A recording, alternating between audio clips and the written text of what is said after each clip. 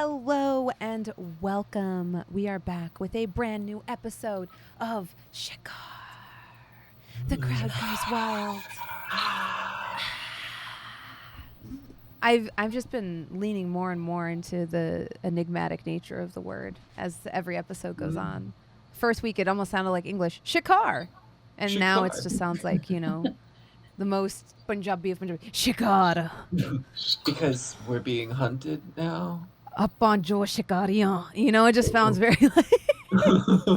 I can make Punjabi sound very scary or very sweet. Same thing with Hindi. It's very much like, Xander, aap kaise ho? Or, Oi Xander, kiddan? Kiddan vadiya sab kuch kare? Can you give me like some sultry Punjabi? I guess Punjabi can be sultry. I just think of it as like this big, open, happy language. But I guess there's a whole like love culture with Bollywood and everything. Yes, there is. All of our stories are love stories. Yeah. Let me try. Now it's like a unique challenge to open this up on. Gabe, ਜਦੋਂ ਮੈਂ ਪਹਿਲੀ ਵਾਰ ਤੈਨੂੰ ਦੇਖਿਆ ਮੈਨੂੰ ਲੱਗਿਆ ਕਿ ਇਹ ਮੁੰਡਾ ਕਿੰਨਾ ਸੋਹਣਾ ਨੌਜਵਾਨ ਹੈ ਕਿੰਨਾ ਸੋਹਣਾ ਹੈ I'll be right back. I gotta go look at airplane tickets real quick. Oh my god. Oh my god. But normally when I speak Punjabi, I'm like, oh, Balvin, tera dimaag kitthe gaya khotiya. That's you. But I guess it has the ability to be soft. Hello, everyone. I'm so excited. The crew's back together. We were at an actual table. I would hug all of you, and you would get annoyed with me. By the end of the 15 minutes, you'd be like, stop. Never. No. Maybe. Good. Thanks for covering me while I was gone. I'm sure nothing went wrong and everything is fine. Yeah. Right? And He's you already rescued lying. my boy, right? Adults lie so much. Oh no! None of us are dead, so I mean, good. It could be a lot worse. It's a good starting off point. It could be a lot worse. Speaking of people that were kidnapped and gone, did you see the YouTube thumbnail? I did. Yes. Highly YouTube thumbnail. I wanted to do one of those clickbait, janky YouTube thumbnails. You look so disappointed, Josephine. Josephine's like, as producer, I was not consulted on this. It was amazing to see you come to that realization live on stream of like, I don't want to do this because it'll look too corny. And then I want to do this and make it look as corny as possible. So everyone's like, it's like almost like low fidelity too. Yeah, they're like bad focus. You know, The side of my head is just popping up. But I'm kind of cool with it, honestly. I support you no matter what. It was a choice. An artistic choice was made. You know, they say in like Drag Race, choices. That was. Yeah. But now you set a standard. Graphic design is your passion. Yes. You know, we're not good at all of our passions, but there we are. Xander, take it away. Who are you? Who do you play? I'm Xander Jeanneret, and tonight I'm playing Scorpio, captured boy in a box. He's half-elf warlock monk, and very confused. Yeah, an elf in a box. Elf in a box. Let me out. Balvin. I'm Balvin. I play Ajax, a samurai fighter, a half-orc.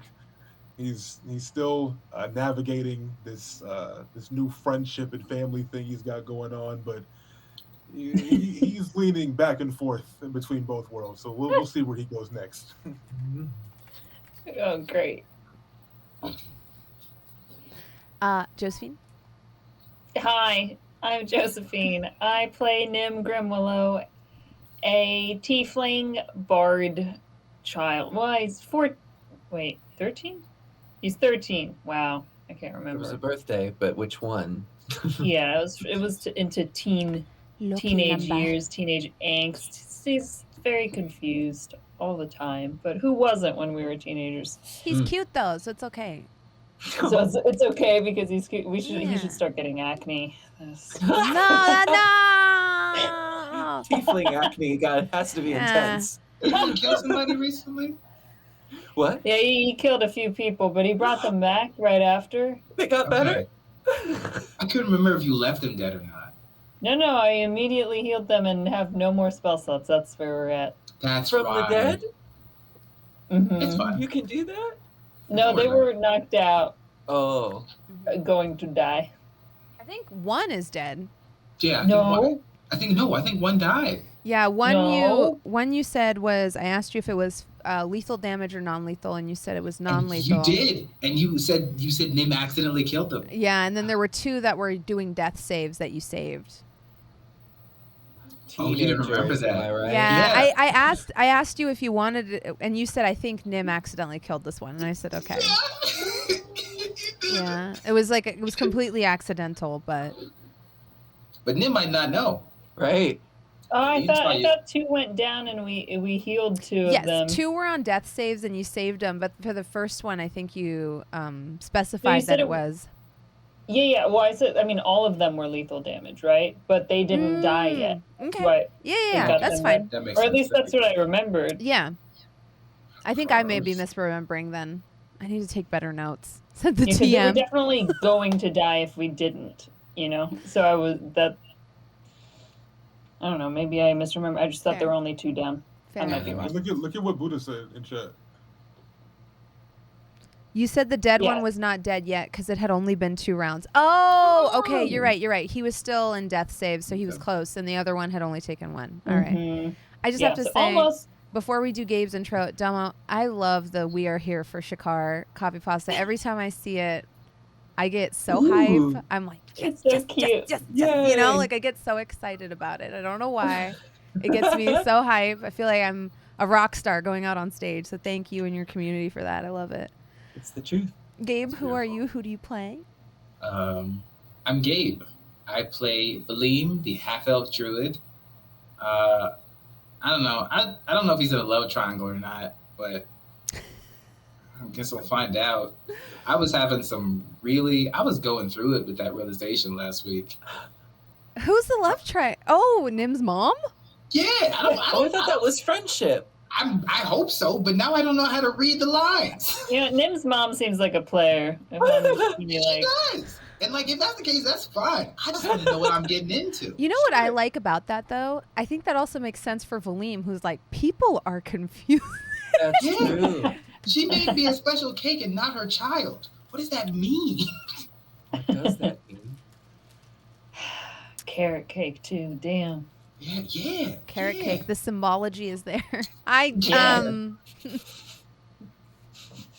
turn into a rabbit. Turn into a donkey. Yeah. I don't think where this is going. I don't need wild shape for that. Okay.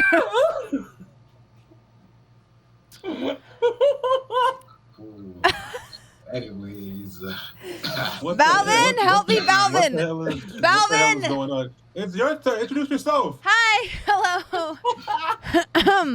I'm that bronze girl. I DM the show. Great show. Amazing show. To varying degrees of success reining us in. I'm so excited for today's episode. So excited to get into it. Thank you so much for being patient with some of the issues I've had with YouTube uploads, chat. I appreciate it. We've got a great show for you tonight, so we hope you'll come and hang out with us. I look incredibly buff today.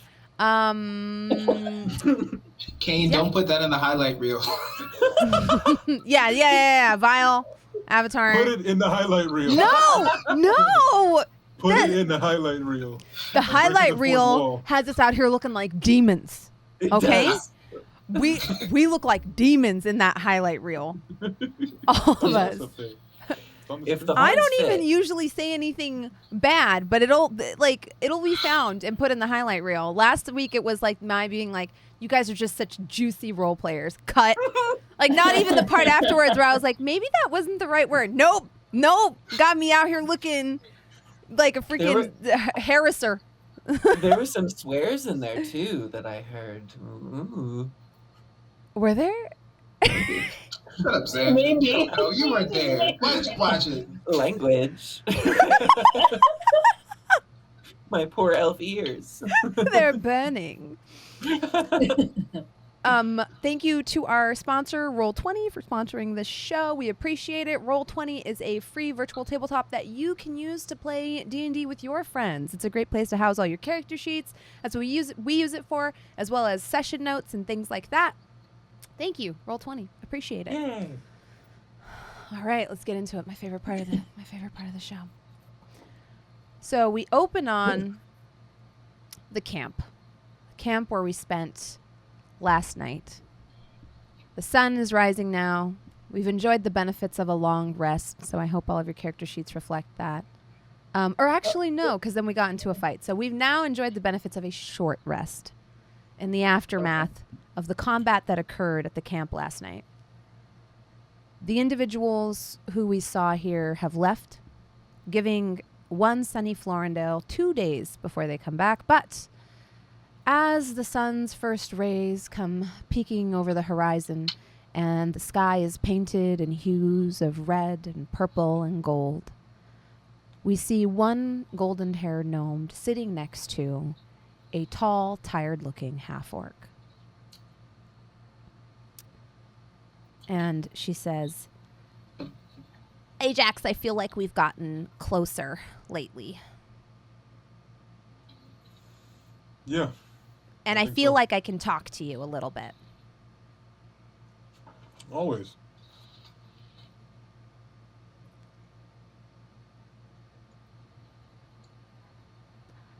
I know I haven't been the most honest with everyone. And now I feel like I've brought you guys into my drama. And I feel like you have more experience with that than anyone else. No shade.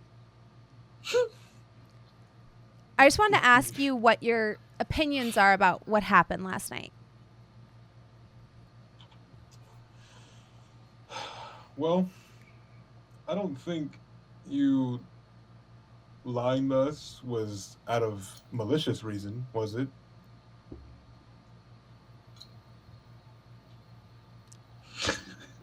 I guess Was it? it was like self-preservation. That's what I mean. It's you for your own safety, Yeah. and I mean ours too. At the end of the day, if you didn't want us to get involved with this, like you said, So, but just let me get it straight. Your name is Sunny Florindale, Yeah.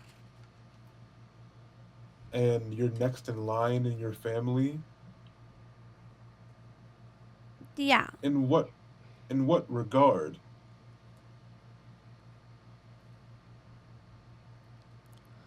Well, like Dogwood told you all last night, I'm basically next in line to, well, deal with my family's affairs. And my family is one of the families of power in the stacks. But I just kind of wanted to lead a normal life, which is why I left and changed my name. And like Dogwood told you, I stole his turtle. But Eloise likes me more anyway, so it's fine. She seems happy. You know, when he had her, she was used as like a battle turtle, and now she gets to graze and be happy. That's nice. Although, when she gets upset, she still does breathe fire. Huh? What? The turtle breathes fire? Well, yeah, she's volcanic. Oh, that's news to me. I think. Okay. Cool. I don't know. Dogwood said something about her being related to a fire elemental. I don't know. But she's mine now, and I don't want to go back. And I feel awkward that they followed me here and that they got into a fight with you guys. And I hope you don't hold it against me, not being completely honest. It's kind of why I keep moving. I never wanted anyone to get hurt. We are so much alike in so many ways. That's why I thought I could talk to you about it. Well, did you talk to Valym or Nim about what happened yesterday? No, I'm not ready. Do you remember when Nim yelled at you yesterday? What if Nim yells at me like that? You'll be okay. Nim seemed like Nim hated you after, you kind of screwed everybody over to save your friend from the prison. No judgments. But, me and Valym were coming back from fishing, and we heard some of it. And Nim was just really, seemed disappointed in you for good reason. I just don't want that to happen to me, because I think if, Valym yelled at me, I wouldn't be able to handle it.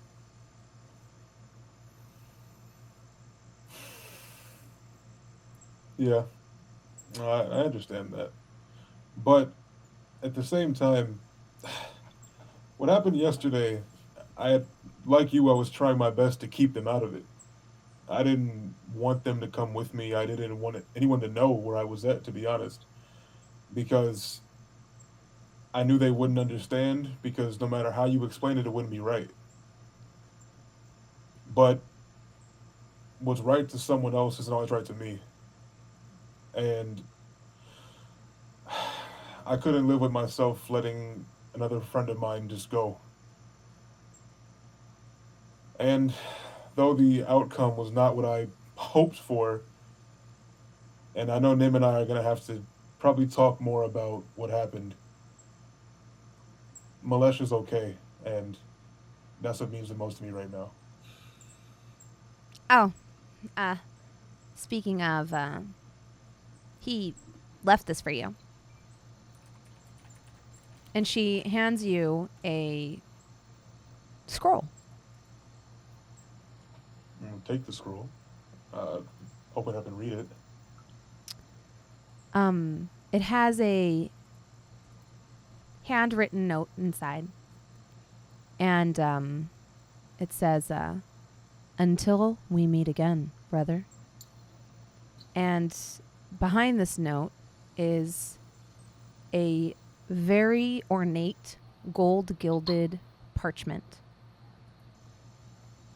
And this parchment is inscribed with runes, and you get the sense from looking at it that this is a spell scroll. Ooh.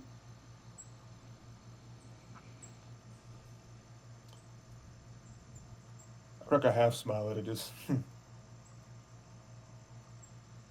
gonna close it and just put it away for now. Thank you. Yeah, I found it at the edge of camp this morning. It was left in a Sounds bottle. It had your name on it, but I opened it anyway I see that. and read it. That I didn't see. Yeah. Safety first. I resealed it with the wax. That's why it has my initials on it. It's my wax seal. Oh. And you notice now it does say SF. Ajax starts laughing. You are too much. I was going to keep it. Why? It's kind of useful. In what way? Well, it's Thunderous Smite. Ooh. I've only seen some people in my family that can do it, but it's useful. I have no idea what you're talking about. But it Well, sounds really cool. Some holy people have the ability to channel their god's righteous fury through their weapons. And when they wield these magics, when they strike out with their weapons, they can inflict, well, great carnage. It's like the skies themselves split and blinding light comes down, smiting their foes. It's pretty cool. Oh, wow. I'm not that good at spellcasting, but I'm good at telling the value of things. was part of my education. Good for parlaying, honestly. I bet. Huh. Okay. You have to be careful with spell scrolls, though.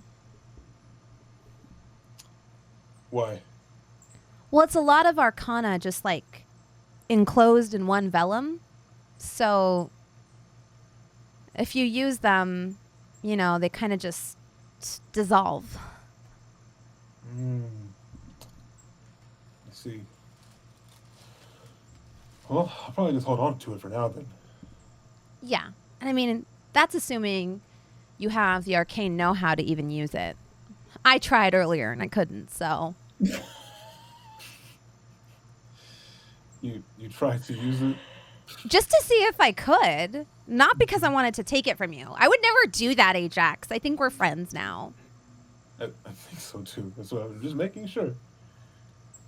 I'm sure if you try it again, you can do it, though.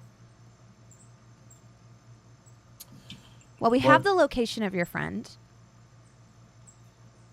You rescued your two friends from the prison. You've made up with Nim. I've made up with Valym. Probably a little too well. Who? And now that you've rested, you should probably go save him. Because from what my little bird here tells me, he's in a box. Yeah, that sounds about right. So meta. Are you sure you don't want to come with?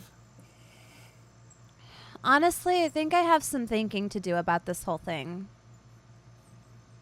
I promised to go back to my old life in 2 days, and I guess I kind of need to do some soul searching and figure out what that means for me.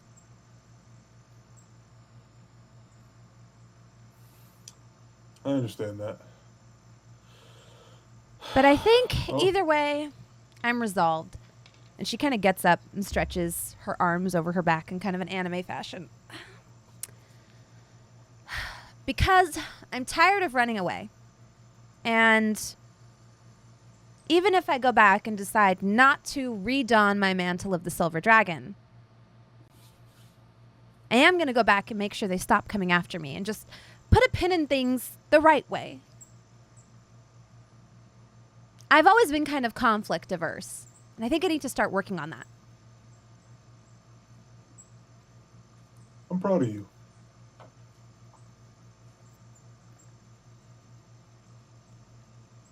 No one's ever said that to me. Really? Yeah! You're proud of me? Yes, I am. I don't know what to amazing. do with this! And at this point, the shrieking kind of wakes up Nim and Valym.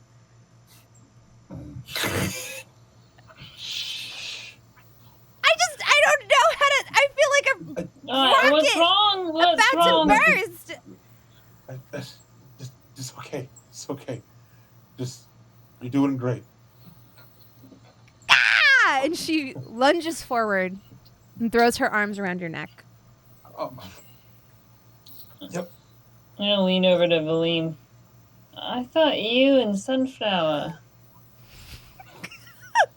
I don't know, but she's happy. That's what matters. That's nice. Okay. Plus, I doubt it's anything more than that. Like, I'm pretty sure Ajax is dedicated to the shiny woman. Rena? You That kill one. me. Yeah. Rena says that the way little girls say the name of their favorite Backstreet Boy. You know? Rena? Yeah. That's her name. Yeah. Mm-hmm. Plus, look at them. They're smiling and laughing. And I think everyone's overdue for some of that.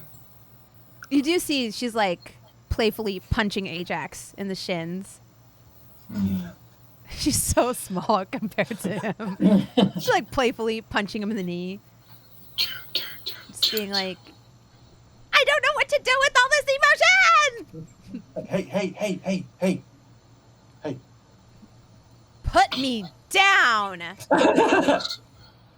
That is so offensive. Oh my God. Yeah, seeing them, I told you. I put her back down. You don't just pick people up. Who does that? We're friends, right? But I picked Valym up. that's different. No, it's not. It's like you're using my size against me. You just don't do that. I see us as equals. Oh. Well, I don't know. Sometimes when, like, people pick you up like that and you're a gnome, it kind of feels infantilizing. Or... Like I'm baby. Yes. Yeah, no. I'm not a baby. I'm not Nim. I'm an adult. Look, the first time we met, you beat my ass. So I really can't. Okay. I couldn't do that to you regardless. I wouldn't. I don't look at you like that. Okay. Okay. If you pick up everybody, it's fine. But if you just pick up me, I will kick you in the ribs multiple times. Fair enough. Hot. Valym, are you going to make us breakfast before we go? I can do that. Yeah, absolutely. There's plenty of plans that we could do something with, and it won't be a Scorpio touch, but that means it probably won't give us indigestion. Fair. It'll inspire us to find him quicker. It's true. Do you think he has all of the eels still on him? Yeah. Gross. We shouldn't eat that, even if he offers it to us. I'm sure it's preserved. Yeah, but... Did he get wet at all? Like, I'm just... I don't know. And Nim starts playing the bagpipes in a morning rousing tune to wake everyone up and inspire Valym. Oh, for cooking. You say to wake everyone up, and I'm like, it's us. It's us. It's just us. Yeah, but also all of the animals in the area and anyone in like a 50-foot radius. Oh The bagpipes for sure. Actually, probably even further. Yeah. Well, yeah, I'm gonna use my wanderer feature to find fresh food and water for myself and up to 5 people each day. Sweet. Yeah, you're able to put together a pretty great breakfast. You find some hazelnuts that you're able to use one of Sunflower's mortars and pestles to create it into like a nice little spread. You have some whey bread left over from your rations, and you have other nuts, berries, and local foods to turn into like a pretty good breakfast, a pretty good forage breakfast. And I did. Here you go. And I did end up using a hit die with our short rest. Cool. Yeah. And did the Song of Rest. And I don't think anyone else took damage, so. Mm-hmm. I did. So Oh, you did? Okay, so I'm gonna use die. You can do the extra D6, the Song of Rest. Perfect. Mm-hmm. Yeah, I was almost dead, too. Yeah. Where we ended last session, you had just been apprised of Scorpio's location, Mm-hmm. but probably would think it's, I guess, pertinent to rest before you left, because some of you were in pretty rough shape. I have my wild shapes. In the interim, Sunflower did keep watch over Scorpio's captors using the little, was it a bluebird? That she could speak to. Yeah. That was sent to her tent by Valym. Okay, so we have that information or like a direction to go on. Meanwhile, some distance away, Scorpio, a individual hooded and robed with a sort of mask drawn under the face and heavy eyeliner and almost like a shadow underneath the eyes that's turquoise that comes down like 3 fingers, peers in through your bars. Oh, You feel okay. a lump on your head. Oh, and I've got a tough head. Yeah. You get the sense that maybe they knocked you out after some of your questions became frustrating. What's your name? Where am I? I'm asking the questions. What is your name? Scorpio. I told you we have the wrong one. Idiot. Someone standing over her wearing like a large kind of brimmed hat with a long feather out of it. A close-cut beard, curled mustache, and several rings, almost 3 on every finger, looks over and he says, "Thought we just needed a half-elf." "Not this one. This is the wrong one." I go by many names. I'm feared throughout the countryside. Some call me Scorpio. Some call me the Swift One. Others call me Valym of the Woods. Roll persuasion. Okay. 14? Let's see, actually. This might work. So many questions.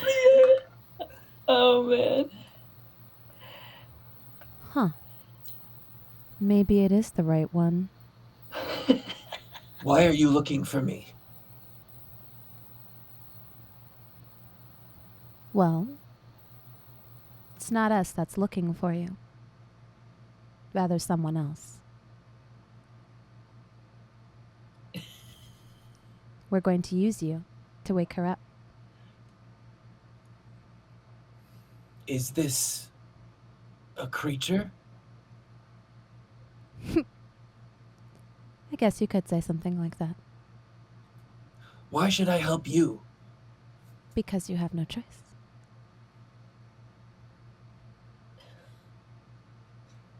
The tall one looks down and says, "Are you sure this is the right one?" Honestly, at this point, I don't know. It's a 50-50. People will know I'm missing, and they will come looking for me. I can refuse to help you until I am set free.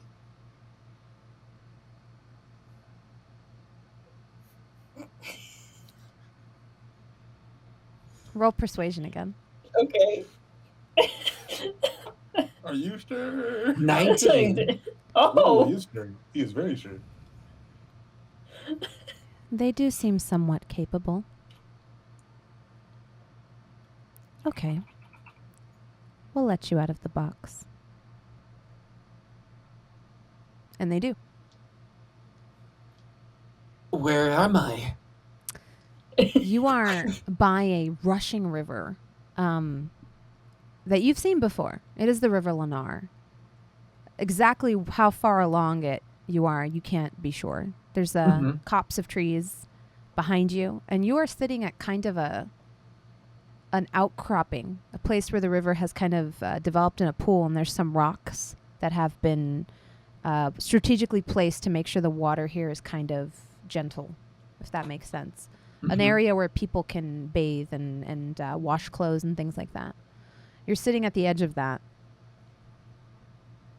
And can I have a clear look on... It's 2 people, or are there more captors? There's 2. Oh, okay. And they're standing over me type of thing? Give me perception. Okay. 11.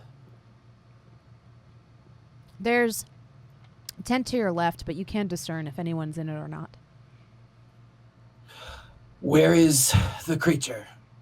I'll stand up and sort of... Scorpio dusts himself off as if he's like going to get to work. It's not a creature. How may I be of assistance? Do you think he knows what he is? The tall one says, "No, I don't think so."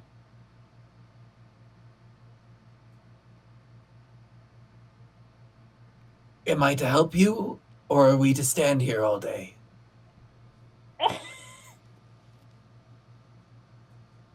It's a long journey.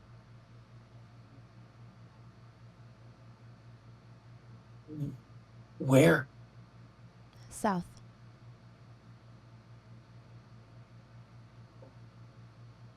Why didn't you just ask for my help? Why did you kidnap me? Most people don't spill their own blood willingly. It's my blood you're after. A good deal of it. Will I survive? The odds are not in your favor, but it could go either way. We don't know. It's our first time doing this. Well, then we'd better be on our way. And you're not going to betray us?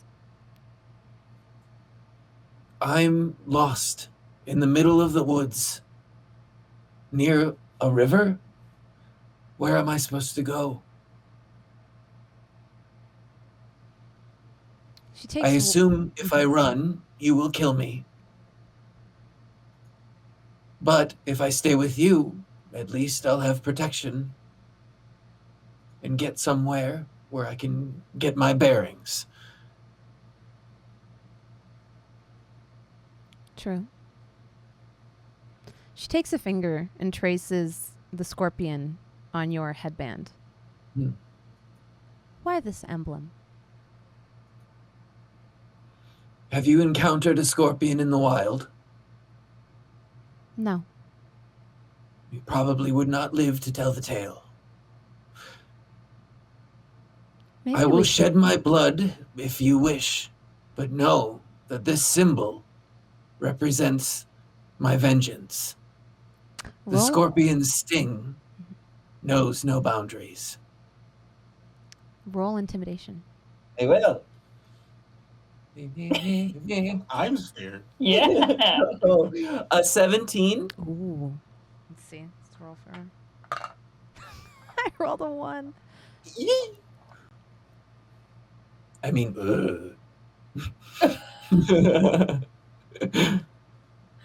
It's dangerous to take him with us. He could sabotage the mission. We should just take his blood now. you I'm can sure it'll try. keep. And Scorpio will offer his arms out. Okay. With one swift motion, she pulls Oh a God. wicked shiv from her belt and attempts to slice your wrist. Okay. Let's see if Some she reverse hits. psychology shit. 18. That hits. It's a nasty blow.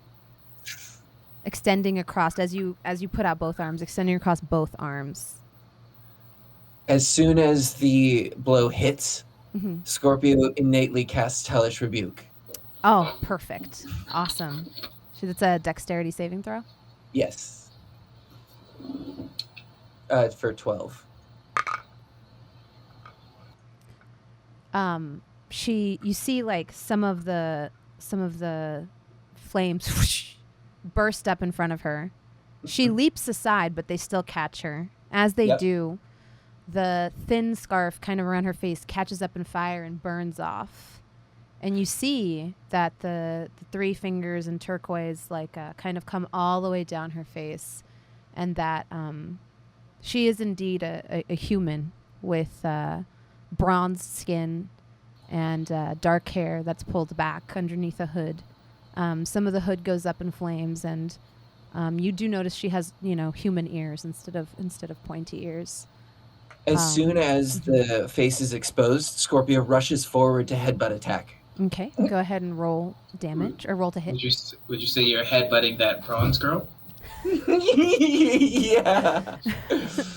That is a dirty 20. That hits. All right. So if she took full fire damage, that was 15 points. If she saved, that was half. And then, I halved it. I thought it was 12. oh, no, sorry. That was the DC for the dex save. Okay, I'll adjust. No Perfect. worries.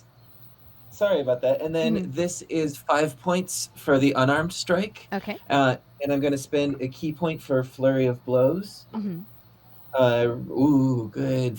24. Perfect. And that's another 7 points blunt damage from the headbutt.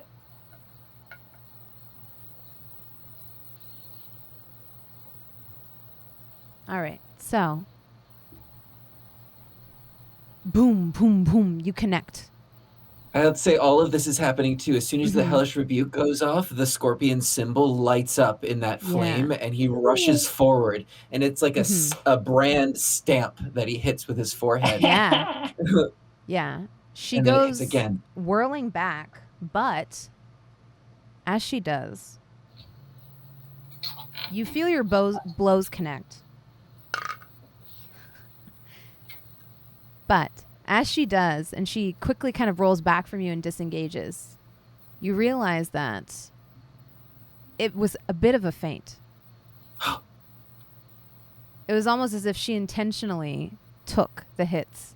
Because when she slips away, she holds aloft in 2 fingers, or between 2 fingers, 2 vials of your blood and puts them in her cloak. Oh. You see where you hit her face, her jaw's like slightly ajar. She cracks it in place and she's like, I've got it, let's go. And at this point behind you, you notice the individual with the very flourishy hat has his bow drawn and aimed at you. Oh no. We'll leave you to your friends, Valym. You would do well not to follow us. Do not come after me again. You have what you need. We'll see if we have what we need. If you don't, or if we don't, we'll meet again.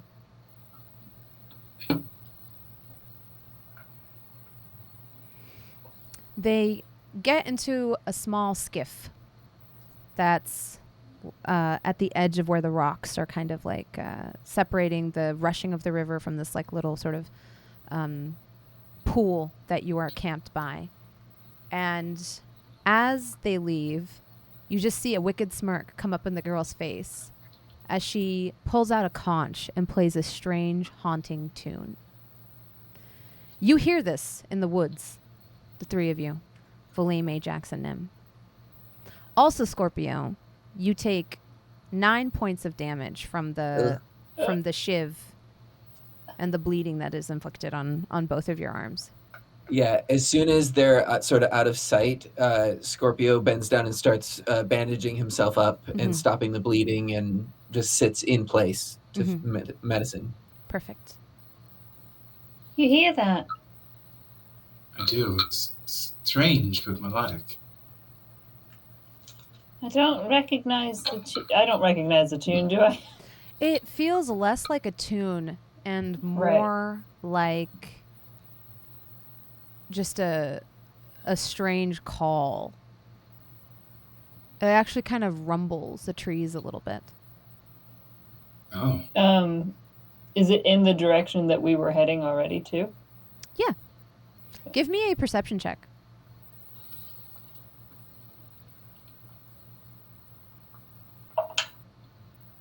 $23. Oh my god. You notice in the forest around you, things are changing rapidly. It's a bit strange. You see lichen grow on trees where there was none.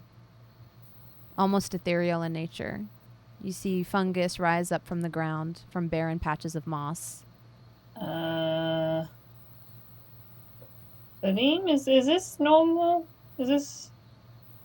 I've never seen this before. Look through the mushrooms! After Nim pointed out, does it look like it's more like time is speeding up or things are just growing spontaneously in new places? Give me a nature check. All right.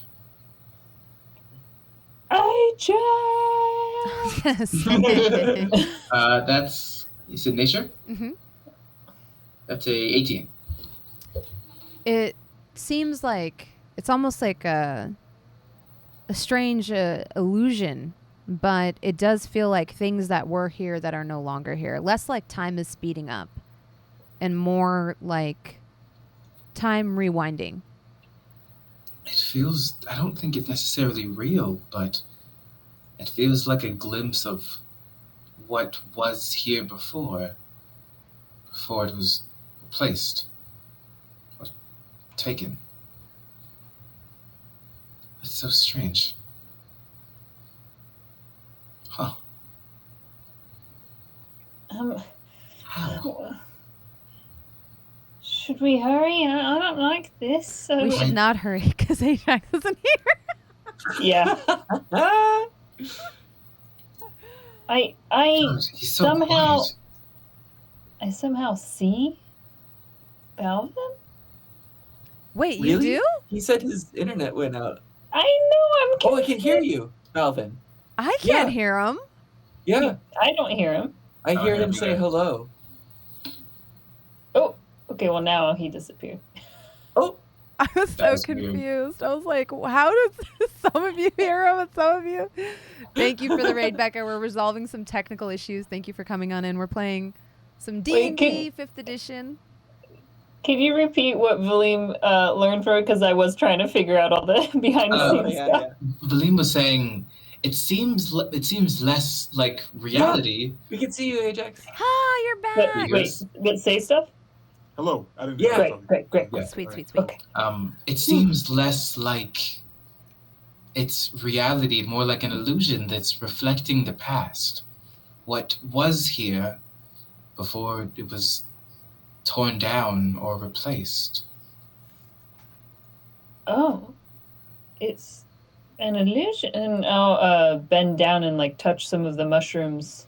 Like, are they physical or is it It feels real. illusory as well? You feel Oh. almost like a velvet pelt under your hands. Horrifying. Yeah, it feels soft. It seems real. Seeing and feeling are not necessarily worth Can we believing. get? Sorry, can we refresh Ajax's camera on the overlay, Josephine? It looks fine in my Oh, vision, yeah. but on the stream it looks I weird. see. He looks like a Rainbow monster. puke. Thank you. Oh. It's good. We're good. Hi. Oh. Fix your janky internet. I'm sorry. I'm kidding. I wish I could. I really wish I could. I'm kidding. Yeah, it's been all day, right? Yes. Oh. Yes. Good. Mushrooms are growing all around us, Ajax. We gotta hurry to our friend Scorpio. I'm just dazed out right now. It's like, please get something about. Oh my god. What is, Yeah, Ajax, you see all around you, almost in like a pale gray.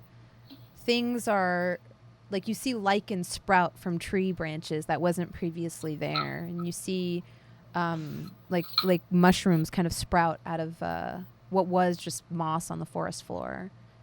I want to look at Valym with just motion this. Oh, absolutely. Absolutely. You hear the Um, strange braying of the conch die out as you also hear it kind of growing distant. Oh, quick, let's follow this. Maybe Scorpio's trying to call us over. Oh, And Nim starts that's possible. skipping away. You burst out of the edge of the trees and you see the river kind of rushing in front of you. You also see Scorpio bent down, trying to bandage both arms. It almost seems like a vain pursuit. Oh, As the blood is like rapidly staining whatever fabric he is trying to bind it with. You can only surmise that the cuts are deep, Nim.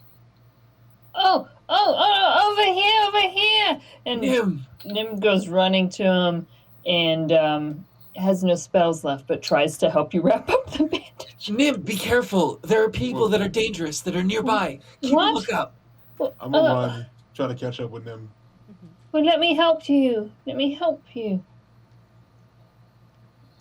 Can I at least try and bandage it? Yeah, give me a medicine check.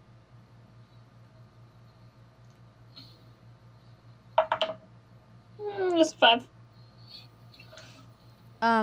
Yeah, it's hard to like some of this is like shock. Nim Yeah. knows basic first aid, but this is shocking. You've never seen such a nasty wound. It spreads across both forearms wickedly, horizontally, and has nicked what looks to be a major arterial vessel. What happened? Where is Valym? He's just walking up slowly. Oh, yeah. Valym, you see this. You see a panicked panicked Nim, Help! hands covered in blood, trying to bind the wounds of Scorpio. God damn it. Sorry. Valym, they're after you. Who? Why? I don't know. There were two figures, masked, but I was able to get a look at one. She had markings on her face, blue paint, that seemed like 3 fingers coming down. They needed your blood for something, and they thought I was you. And I'll further describe the assailants, because you said that you briefly described the other one too, but I forgot. Yeah, he had a beard and was wearing a very large brimmed hat with like with a feather. Yeah, like rooster feathers coming out the side that were like it was very like extra. The best way to put it. Yeah, and he had like a curled mustache, and they both spoke in a cadence that I guess you would have picked up on this. They both spoke in a cadence that was strange to you. Maybe as though common is their second language. It was slow, halting, lacking nuance. I'll relay this as well as... what is that face, Gabe? I'm sorry, I have to call it out. What is that face? Nothing. Gabe is following threads and then figuring out how much I thought you were shading me for saying common as a second language. No. It was following threads because of why it's happening. Okay, cool. Yeah. Now it makes sense to me. It's hilarious. It's gonna be cool. They also mentioned that they needed you for her, some sort of ritual. The ground around you shudders. A creature. The ground around you shudders. Oh. I don't think it's safe to be here. Give me perception checks. That's horrifying. 12. Nat 1 for a 7. Ooh. 21. Nim sees it first. The water in the pool starts bubbling. In fact, let's get a... Oh, no. Let's get a camera on it. Oh, no. The water in the... Ah! Whoa! This is what we're... Let me just focus this in. Yeah, and Nim is and like now in you can front kind of see of what I was Scorpio. talking about. There's rocks placed here, large boulders that have been strategically placed to kind of make this section of water a lot less turbulent, therefore making it an ideal place to get fresh water, bathe, and wash your clothes. Nim starts sort of like where he was helping Scorpio or trying, fumbling Scorpio's around. the white one. I know. I do it every week. Scorpio's the white one because I was working on his mini, and it's not finished yet, and seeing minis half painted is weird. And Nim starts just sort of like hitting Scorpio's arm, like pointing, like, guys. No, don't hit him like that. Sorry. Just and I'm going to cast Cure Wounds. Thank you. Okay, he perfect. turns your bodies as you're doing that. Look at the water. Water. Okay. Australian. Choice. You will heal 11 points. Yay! Thank you. Yeah. Kind of just like softly like grabs your hand and says a few things, probably in Sylvan. And I can see as we're holding hands, like the wounds probably knit up in real time. Yeah, almost as by magic. Weird. You see your skin start to like your flesh start to almost form threads and knit back together. And it's just like the process of healing is accelerated. It doesn't look like some of the more wizardry magic you've seen in the past, but this is more like you see a scab form slough away, and then the skin underneath is fresh, pink, easily sunburned, and this happens on both arms, and the bleeding is staunched, and you feel like the color come back into your cheeks. And Scorpio looks you in the eyes, Valym. I'm sorry for everything that's been happening. These new abilities, this thing inside of me. It attacks without me controlling it, but it saved my life more than once. Unfortunately, it takes others without regard. We are who we are, Scorpio. Just as We you need say to get you this, somewhere safe. just as you say, we need to get you somewhere safe. Water! You see the gray, fuzzy thing. Nim, you've been desperately trying to get everyone's attention toward this. But Nim is much in their childish way, kind of like doing the whole, Yeah. So Nim, you see almost like the velvety, fuzzy head of a large creature come out of the water. That checks out. Whoa! Yeah. Neat. And it bears down on you all.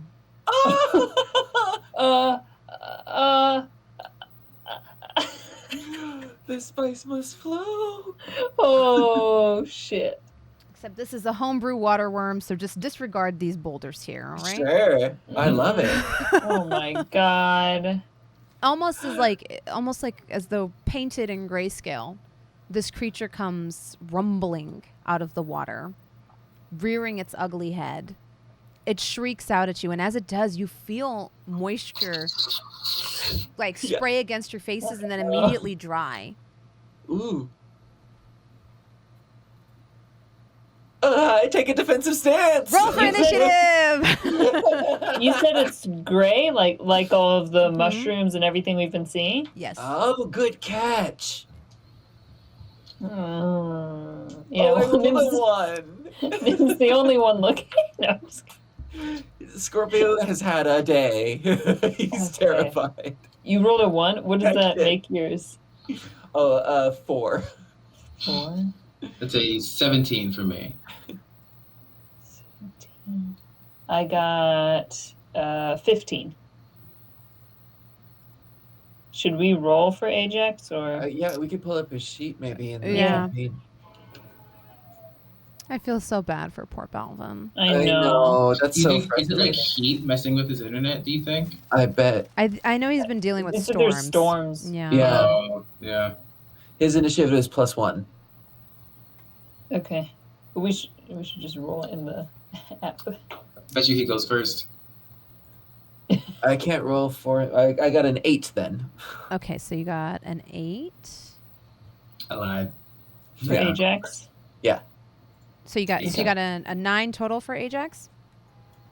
No, 8 total, but Okay.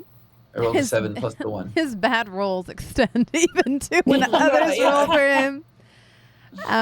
What did you get, Xander? I rolled a natural 1, so that's a Ooh, 4. Okay. Gabe? 17. 17. Nim? 15. 15. Perfect. All right. So this timing is actually fantastic because I really need to go to the bathroom. Oh, okay. So if it's okay with everyone else, I know we're breaking a little. Oh no! What did I do? Oh, I thought it was on purpose. Okay. Yeah, let's it's do it. fine. If Yeah, it's yeah, okay yeah. with everyone else, we're gonna break a little early, 15 minutes Yeah. early, so I can use the bathroom. We can see if a Balvin can get back on time. We'll be back in 8 minutes, give or take. Thank you so much for supporting us and for watching. We hope you're enjoying the show. And get up, get some water, and we'll be right back. Whee, this is fun.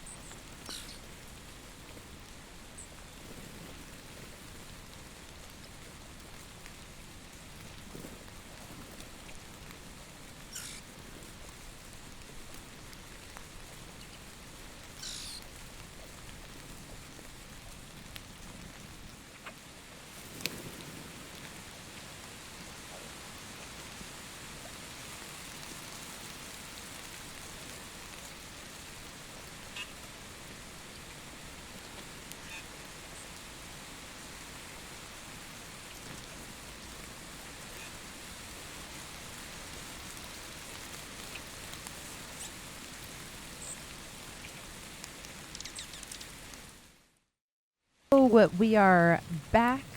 Unfortunately, we still do not have, we are still short one Balvin, but we're going to soldier on anyway. And if he comes back over the course of this combat, that would just be magnificent.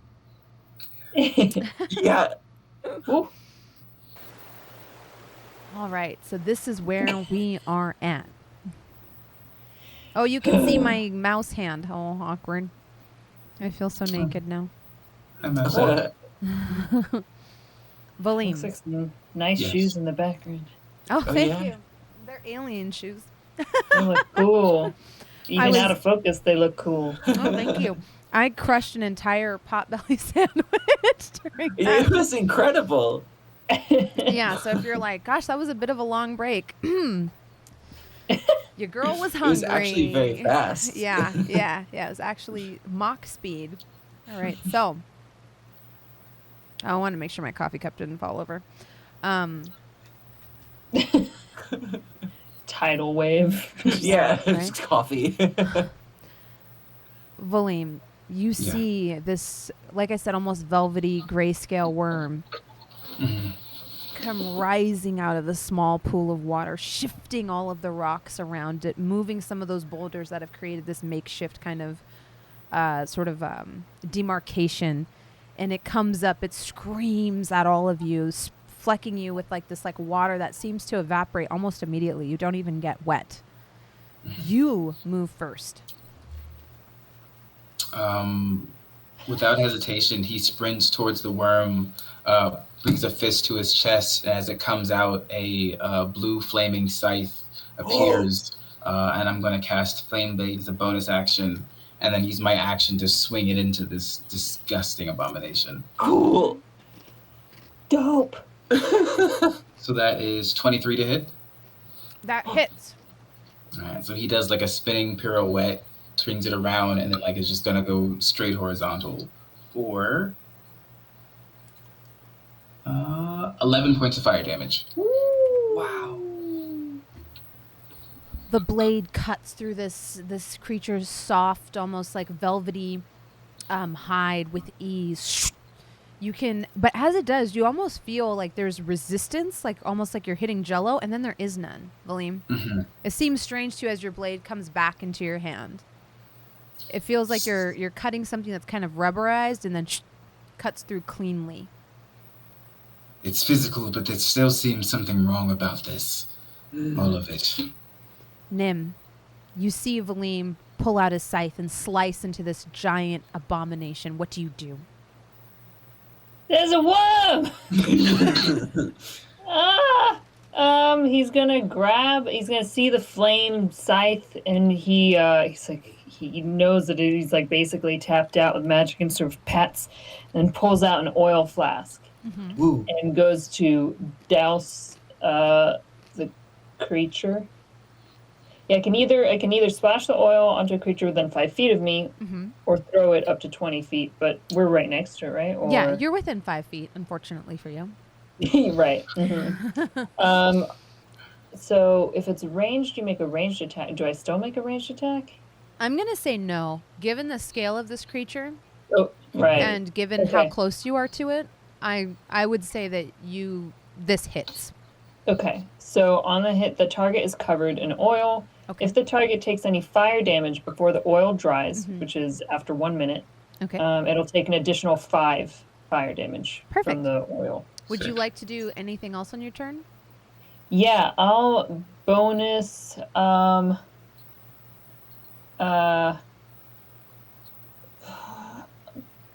turn to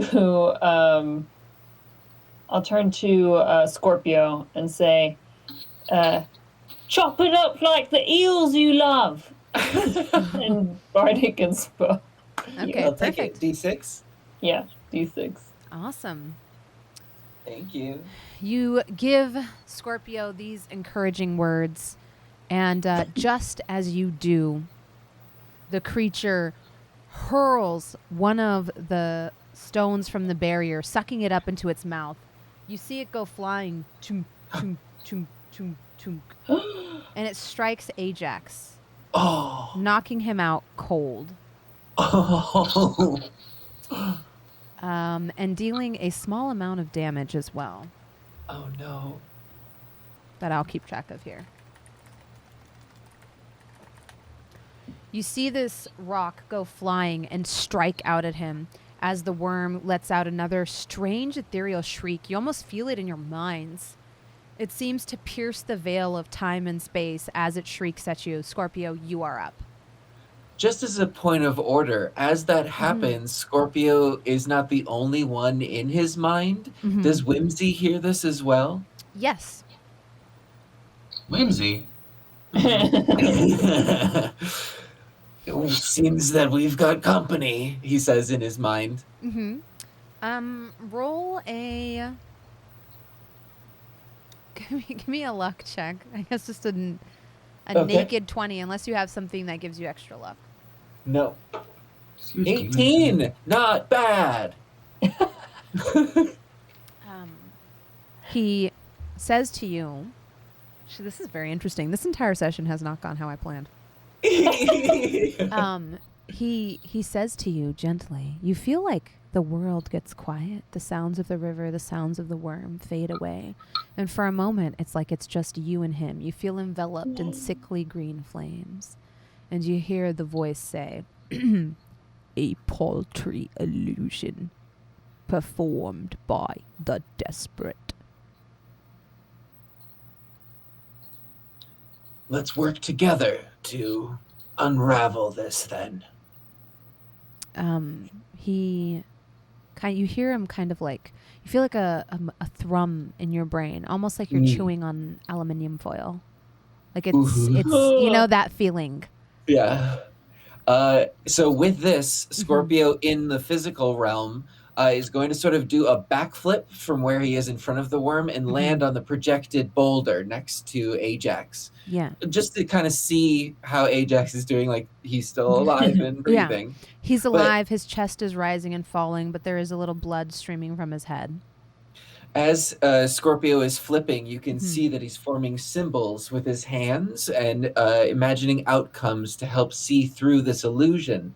He holds up the fingers at the end, lands, and casts True Strike in combination with Whimsy to try to not only see through this illusion or see any sort of like source or weakness. Yeah. And he's going to gain advantage on the next attack that he does against it. Perfect. Awesome. Would you like to do anything else with your turn? No, unless there's any sort of descriptor that comes with a weakness. Yeah. Roll an Arcana check. Yes, I will. They're so excited.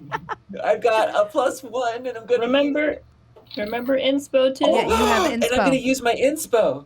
A 19 total. Perfect. So as you cast True Sight, it's almost like for a moment you see Whimsy's eye form in front of yours, and it's almost like you're looking through it, like it's a filter. And the knowledge you gain is that this, and almost as you're looking through this filter, actually, we're going to say it like this. You see some of the illusory moss and lichens that have formed in the forest that is now very close to your right hand disappear.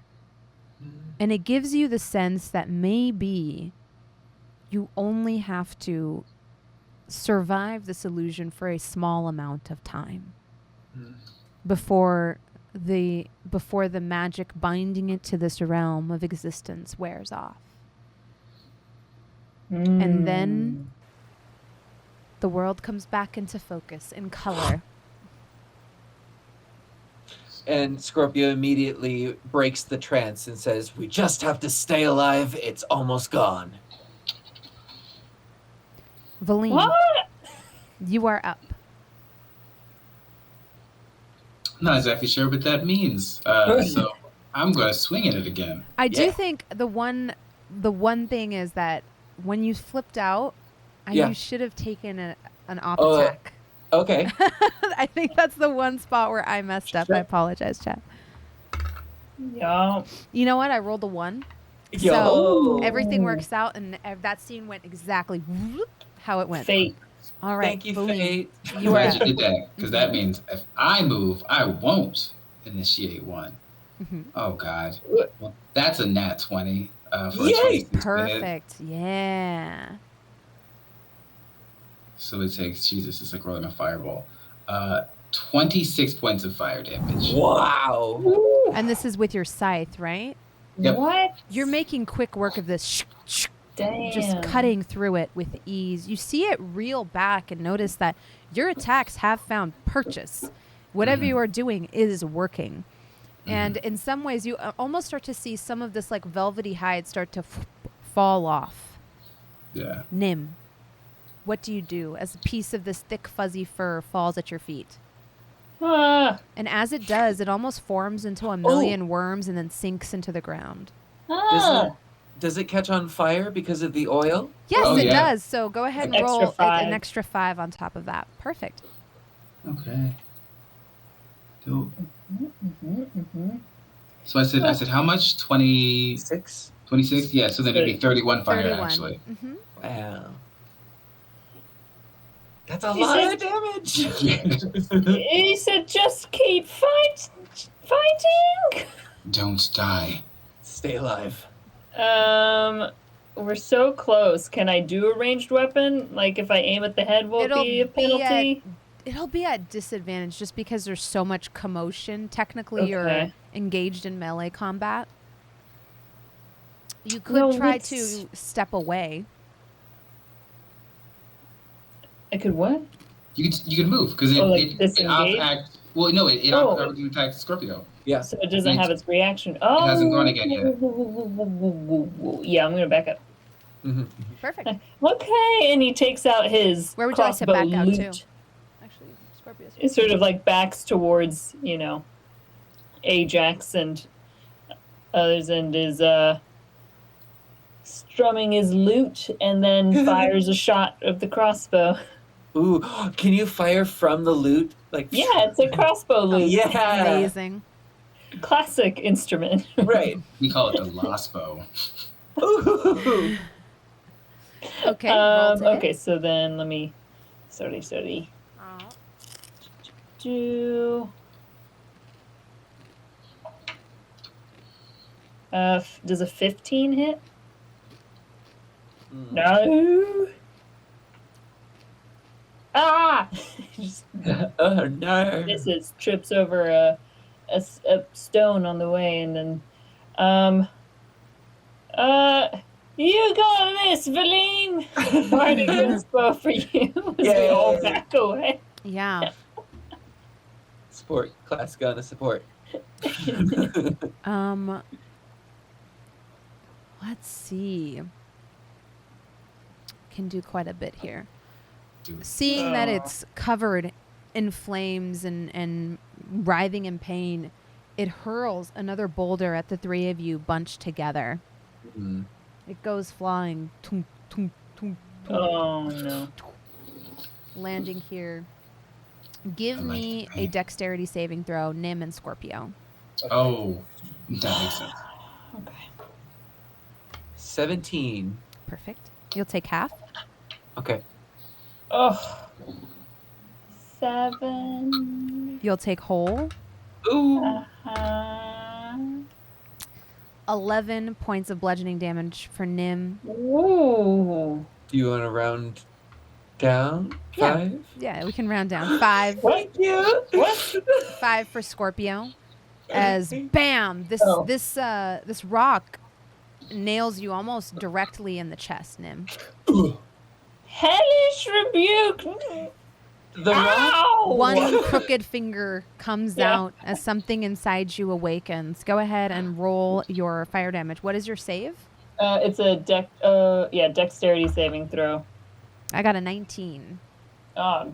Boo, but it's half, I believe. Yeah. Okay. Ooh. And I rolled what? I rolled 19, so And then add 5. So it'll be 24. So it'll 24, be so 12 9. damage. Yeah, it'll be 24. Because he got a 19, so he made the dex save, so it'll be halved and then add 5. Oh, we don't have the 5. No. We don't have to add half the 5. Okay, I was halving everything. That's what I was. Okay, Oh, so yeah. so 19 halved just because it was even. It's 9. Yeah. Yeah. 9. Thank you. Mhm. Plus 5 is 14. Yes. Perfect. That's what I was thinking as well. Smart. you see this creature erupt into flames. You know, that oil just traveling all over its body, amplifying the effect of your magics as this thing, you know, hurls this rock at you. Nim, you almost cough up a little bit of blood as it strikes you in the chest, and it stays lodged there. Give me a strength saving throw to see if you are pinned, if any part of you is pinned underneath it. Shit. Oh no. Oh, what's a 10? Yeah, you feel now with a sickening realization that this thing is squarely wedged over your shin. Oh. Ah. Ow! How? Oh no. Wait. It's not real. It's not real. It's The rock might be. All right, so let's see. Valym, this creature you see the entire pool kind of reduce in size as you see it somehow from somewhere drawing in water, and then it sprays it with great force and speed out of its mouth directly at you. Well, actually, it's a 30-foot line, so it would hit Ajax as well, who's gonna automatically lose the dex save, but you can make a dex save. Okay. Kid you not. Nat 20 for a 20. Awesome. Yes! nice. So you are able 2 in a row. You are able to kind of sidestep this thing, but you see Ajax take the full brunt of the blast. So actually, can I take his damage instead with my nat 20? Yes, Stand if you in want to front. step in front of it and block it for him, you can do Yeah, that. I'm Perfect. gonna spin my flamey thing. And I'm Very gonna good. Just take it. Wow. All Oh right. yeah, you could like have your scythe out to just like Yeah. mist the water as I soon as love it this. goes. I love this. So you see it drawing up and you're about to step out of the way, but then as you sidestep, you see the unconscious form of Ajax right behind you. You immediately know this thing is going to hit him. So you stand in front and spinning your scythe, you are able to evaporate some of the water that goes off and is immediately turned into steam on contact. Therefore, you only get pushed back a few feet as you are met with the full brunt of this blast, and you take, or half brunt of the blast, and you take 9 points of bludgeoning damage. Ooh. And are pushed back only like till here. You're not pushed back very far. Yeah. Perspective is weird on this anyway, but That's right. saving your companions. And with that, Scorpio, it is your turn. Okay, well, the effect of the spell True Strike is that this attack would have advantage. Mm-hmm. He was going to use it on the creature, but seeing Nim in trouble, Scorpio turns his attention to that boulder and aims his forehead at it and takes a big ol' whack to crack it and get it off of Nim. Give me a strength saving throw with advantage. Yes, I will. A natural 20, 24. Oh my gosh. This thing cracks in half. It's almost alarming to see. For the rest of you, you see this man's forehead come smacking down, the scorpion flashing in the middle, and then after a brief pause, it just So cool. falls apart, releasing your shin, Nim, freeing you, making you able to move again. Thank you. Would you No like to do problem. anything with your bonus action, Scorpio? I'm going to take a defensive stance between myself and the creature and Nim. Okay. Aw. Beautiful. All right, Valym, it is your turn. Look at Nim, and he just softly says, "We'll be home soon." And as a bonus action, I'm casting Healing Word to heal Nim for 6 points. Oh. And then he charges forward and takes another swing. Perfect. All right, roll to hit. That's a 19. That hits. Oh. For, Jesus, 17 points of fire damage. Wow. Plus Almost five. Yeah, Valym. Wow. Plus 5, I believe. +5. Oh my Oh, God, yeah. you're right. So 22. You see this creature as your scythe comes up, rending it from the middle almost perfectly. upwards, you see more of the illusion begin to fall. Some of its kind of soft, fuzzy, grayish teeth come falling out of its maw. You see it kind of cough up this strange internal fluid that once again, upon contact with the floor, immediately disperses almost into 1,000 tiny worm-like substances and then sinks into the ground. Nim, it is your turn. Oh, you can do it. Keep going, Valym. And he sees the worm is like falling apart, and he like strums the lute and sort of whispers some poetry and infernal, and tries infernal poetry is like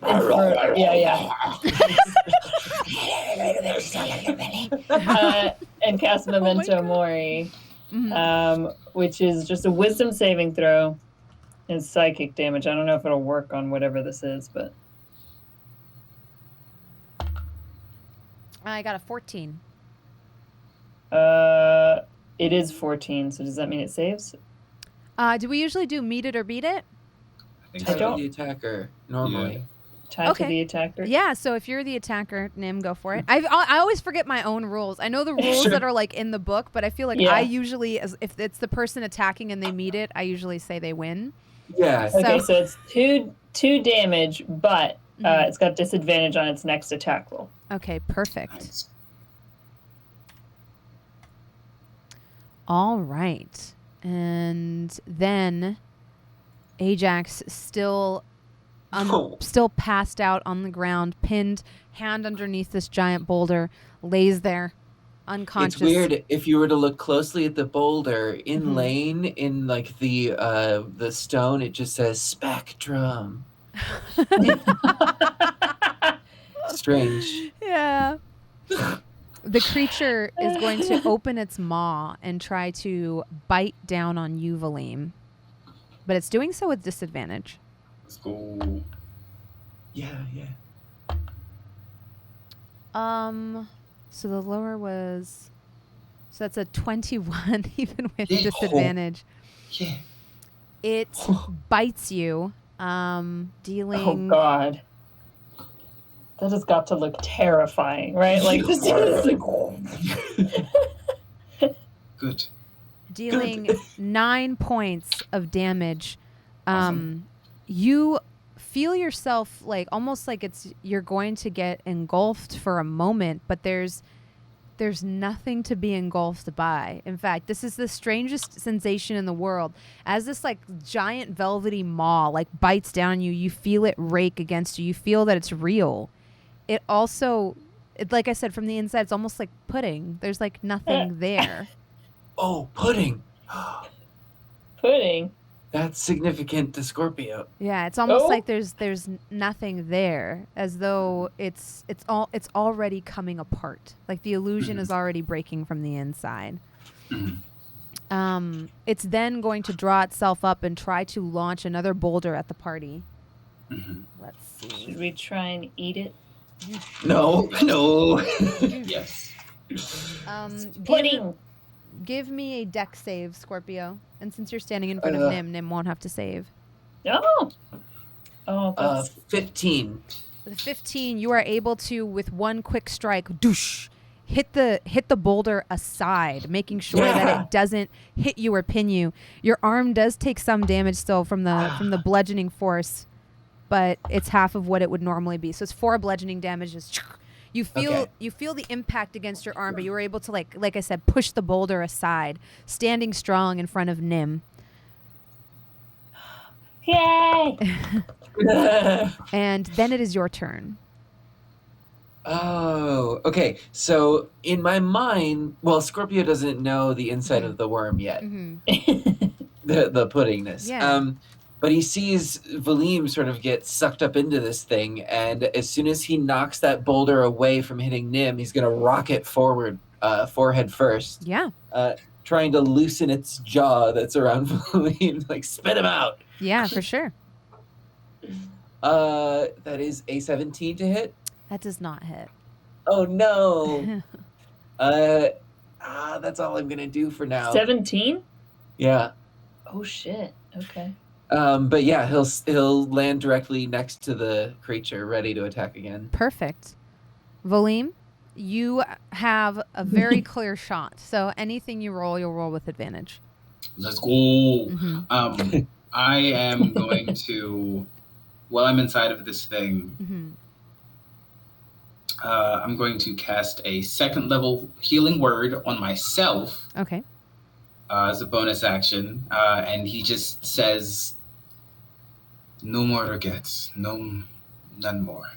And it heals me for 8 points, which is great, because I was in the single digits. And then attacking.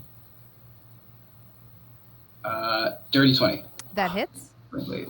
I like to think like you could, if you were on the outside looking, you could see the healing energy Yeah. and then the flames coming out. Yeah. With the oil, that is 16 fire damage. Perfect. Yeah, this creature is like coming apart around you when you were released from its maw. Its Why body does is this feel still like coiled Valym? out. Yeah. As you do see, its body is still writhing and like moving in such a way as to like fling rocks, but its maw is like coming apart, almost like splitting in half down the center. It looks more grotesque as it begins to dissolve. Nim, even just looking at this, you can tell that it's coming to the end now. What do you do? He's gonna take Scorpio's cue and go running up and like try to punch it through like some disintegrating like spot, Yeah. so he can feel like he's like punching it away. Like, Yeah. "Ah!" Give- All his friends are up there. Give me a give me a perception check to see if you Sure. can find a weak spot. Yeah. 22. Nice. Yeah, you Oh do. yeah, you are perceptive. So just go ahead and roll your melee or unarmed damage. I believe it's your strength modifier plus. It's just 2. I think that's 3 damage, right? No, I think it's just your. Is it just your strength modifier? Oh, it's 1 plus your strength modifier, Yeah, which yeah. is 2. Yes. So- Oh, okay. So your strength modifier is 2 or 1 plus your strength modifier? No, is it's 2? 1. Oh. Okay. The modifier is 1. Touche. Ah! At the place where some of the hide is peeling away, you punch it. You see it barely register your hit. But I turn and I'm like, we got this. I have no inspo left, but Yeah. We do but got Nim's this. excited. Yeah. Doesn't Yeah. matter. It shrieks, and from its head that is now splitting apart, it once again draws up water and attempts to shoot a jet stream at the two of you. This rock is still there. Scorpio and myself, or Yes, it's Scorpio and Valym's- yourself. Okay. Because you're kind of lined up in such a way that it would hit both of you. Mhm. Before rolling, can I Mhm. declare I would like to take damage for Nim and take full? Oh, man. Yes, definitely. Especially because you took that protective stance earlier. I would say yeah. I'll allow it. We're just out here protecting the homies. Yeah. Go ahead and give me a dex save. You'll be doing so at disadvantage since you're trying to help Nim. I got a natural 1, so I Oof. bet that's the one that Yep, that's it. Okay. So you take... Nim has like advantage on dex saves, or not advantage. Has a Proficiency? You might Proficiency. need them later. You take 11 points of bludgeoning damage as boosh. This Okay, jet if stream you hits were- you. To judge how many drops of blood Scorpio had left, Uh-huh. you could say 12, and this does 11 damage, you say. Wow. Oof, yeah. Oh, we have the same amount of hit points. Left. Yeah, Yeah. I have 1 left. As Yeah, Scorpio, oh god. kind of the force of this pushes back into you, Nim. Oh, whoops, sorry. As the Well, two that's of you are appropriate. kind of pushed into this kind of line straight backwards. Oh no, I'm like hug onto him. Yeah, You yeah, yeah. feel as you hug onto him that he feels weak. Some of the strength is leaving his body. You could even say that this has reopened some of the wounds that he still hasn't healed. Yeah. Oh no, It's- because they were knit magically. That's right. Never mind. Yeah, but that delicate pink skin does almost Yeah. peel back as you're hit with this gigantic, forceful jet stream. You see, when he steps in front of you, the stance is heroic, but then as the jet stream hits him, that stance breaks. The worm is then going to bite at Valym. No. I believe missing. I don't think a 12 hits. Nope. Missing, as its maw is now a giant flapping monstrosity, actually splitting even wider. Scorpio, it is your turn. With that, he's going to take like the runner's stance, and he is panting and bleeding and dripping wet, and just take another sprint forward head first to hit this thing. Perfect. A 16. I don't think that'll hit. No, it does not.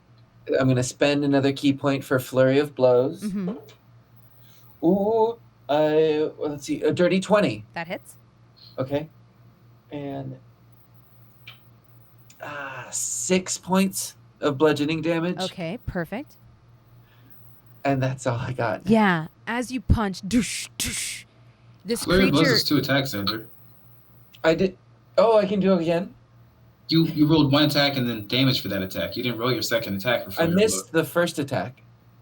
You said you spend a key point for flurry of blows. Doesn't that give you 3 hits? Now that I'm thinking about it, yeah, that doesn't that give Flurry you... of blows okay. gives you 2 extra attacks. The bonus action is the one that just gives you a free extra attack. I missed on that other one anyway. I rerolled again, so That makes because sense. it's a high to hit. Yeah. Scorpio, your hits are actually landing as you punch it. You just don't have any force behind them. And the last one almost desperately punches into it. And as it does, you feel your hand come out like the other side of the flesh or the other side of the hide. And you feel like you see it like coming apart where your arm punched through. Valym, just by looking at this thing, you get the sense you can end it. What do you do? It's getting desperate now. We're in the end game now. I want to just like cleave down from the top. Like Yes, go for it. Roll to hit. All right. So it's a 19. That hits. Your paw scared me, Jasmine. Yeah. Oh, yeah. So that is 14 points of fire damage. Plus 5. Oh, Plus- yeah. Oh, 19. The 14 wasn't going to do it, but the 19 does. Oh, As the your oil. blade comes down, where you cut, the flame just comes splintering out, and almost like an explosion of weird, strange, lint-like substance, it dies, covering you all in the strange gray matter that then dissolves upon the wind.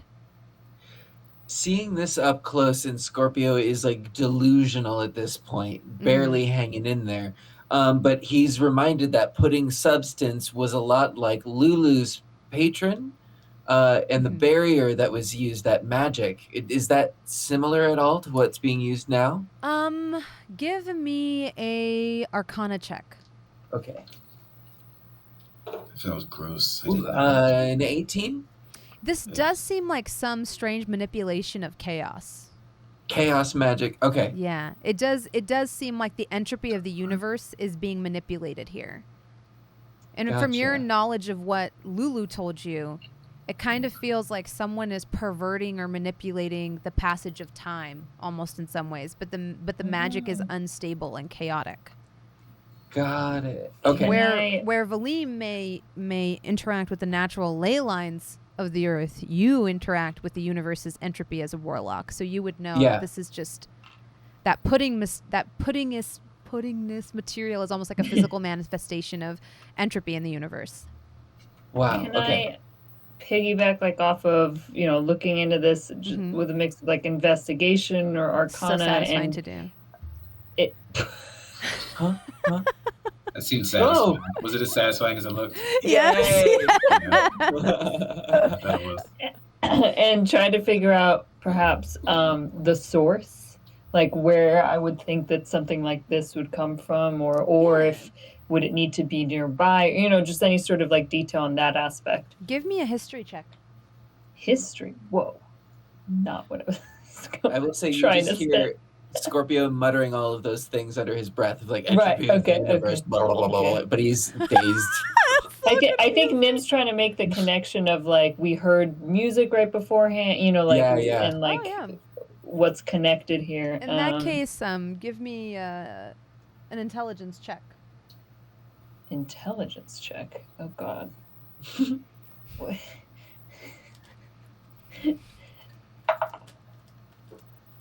No. It's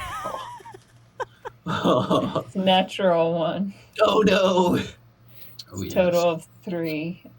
I was trying to spin investigation, but I didn't work. It doesn't matter because Yeah. the dice said no. I Yeah, feel it like shouldn't I feel like matter. even if it had been investigation, this thing is dissolving quickly, so there's not much left to Yeah, investigate. So as your hand goes to like look at what this is and figure out where it came from, it dissolves in your hands. However, even with a 1, you can't deny that it was upon hearing the conch that you saw this manifest. So that connection would still be there. You're not sure if this is magic. Yeah. You're not sure if an artifact was used. You're not sure Sure. if this is necromancy, but you're not an idiot. You know that they're linked, you know? Okay. Scorpio, did you see someone playing? We heard music when we came to you. Yes, they played the conch shell. It may have been what summoned these things. The conch shell. Scorpio, what did they do to you? They took my blood. Why? They thought it was you. Why would they do that, Valym? It was for some sort of ritual. But there's a chance that I may be able to find where they are. Just a second. And then Scorpio will close his eyes and then contact Whimsy to see if there's any sort of connection to the blood that they are carrying. Mhm. You son Give me a Arcana check. I will. you tricksy cracker. No, a 7. God, we Yeah. are killing it. You do see, or actually, because this is a 7, you feel like a chill up your spine in the presence of someone in the woods. In the woods? Here? Now? Mhm. A presence you are familiar with. A physical manifestation you are familiar with. I'll immediately say that to Valym. His eyes snap open. Something's here. What do you mean? Where's here? A presence. Something. And then Scorpio, just weak, like hangs on to Valym for dear life. Like he's got 1 hit point. And, Yeah. Cure wounds. Oh, Everyone. Oh yeah, meanwhile, Nim also runs to Ajax. Oh God. Just yeah. to make sure Ajax is okay. Yeah, When- Ajax just looks like he took a chance blow to the head, maybe is suffering from a Okay. concussion. You think he'll be okay. He was just Oh, buddy. unfortunately knocked out cold by the boulder that hit him square in the head. You watch as Nim comedically tries to, like, hoist Move the him up. boulder off hoist to his him arm. up and Yeah. like, and just falls over. It's still watery and muddy. Mhm. When you mentioned that there's a presence, Valym will start looking around, but if you fall on him, he'll do a cure wounds as you come onto his shoulder for 10 points. Oh, perfect. Thank you. Nice. But yeah, so say Scorpio is still leaning in on you.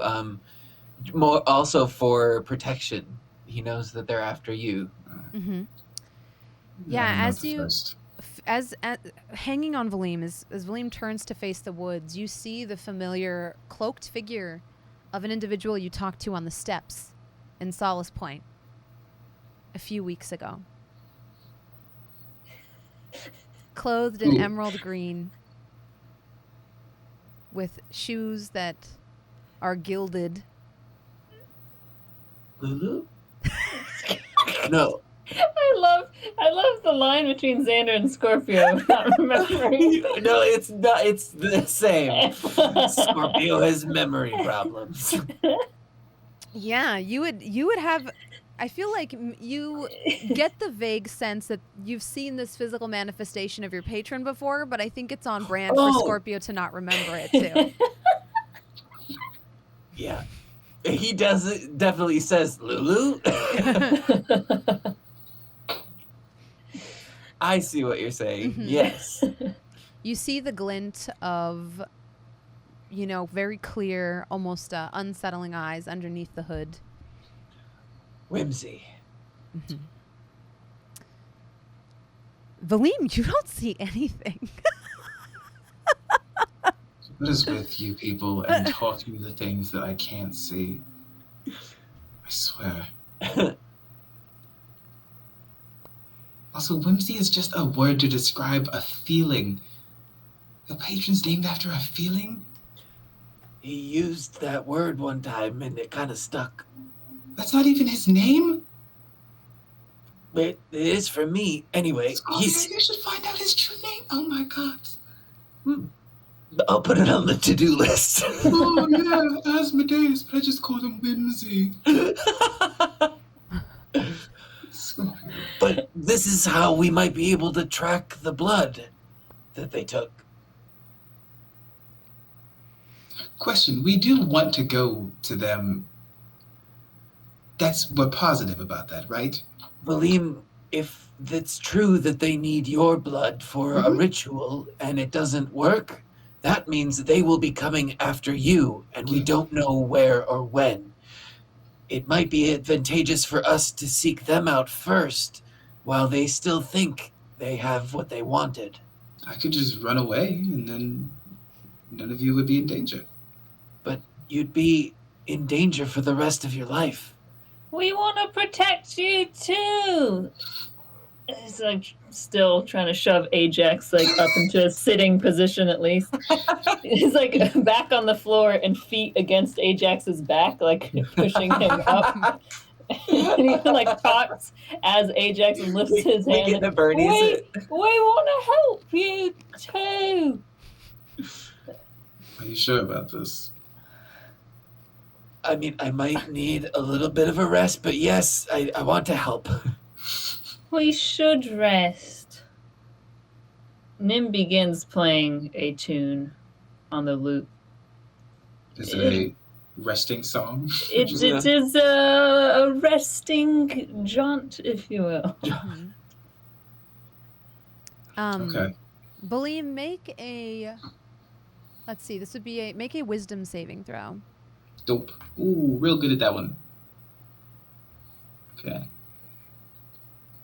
That's 21. You are aware that there is a presence in the woods, and you are aware that it wants you to walk away. Whoa. Mm-hmm. It's unsettling. Your presence is not welcome to it. Oh, it doesn't want me in the woods. Yeah. It seeks you get the sense it seeks Scorpio alone with the 21, yeah. Oh. Scorpio, there's something that doesn't want me in the woods. It wants you. Is that your patron? Do you think? It feels like it. But Whimsy knows that we're working together. All of us. And Scorpio looks at the direction where no one else can see the figure. And that's the same direction that I feel the presence? Yeah, you feel Yeah. almost like an ice cold breeze emanating from the woods. Like in some ways, it's almost refreshing because it's midday now and it's hot, but it's also unsettling. It's like the breeze coming from a cave, but there is no cave nearby. Whimsy, I can see you, but I'm sure you can hear me. I've met you once already, indirectly, or at least been in your home because you lived in a well. So you don't have to like my presence, but I assume you are no god of the forest, and that is much more my family. So you don't have to like me being here. Period. Scorpio, you see a wicked grin from just underneath the shadow of the hood. He's smiling. Good. If he has teeth, they can break. Scorpio, you hear the voice now as the figure comes closer to you. And it says, weak, pathetic. To you, specifically. Oh, Always requiring the help of others.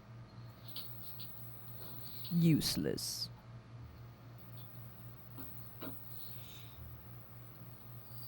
Yes, I agree.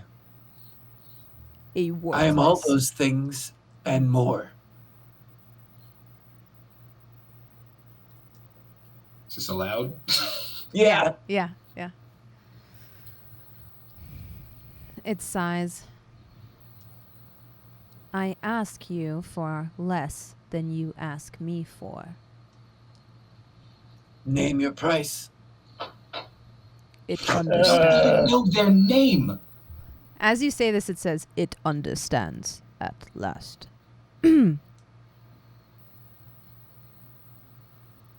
thinks. What have you to offer? If you lack imagination, that is not my problem.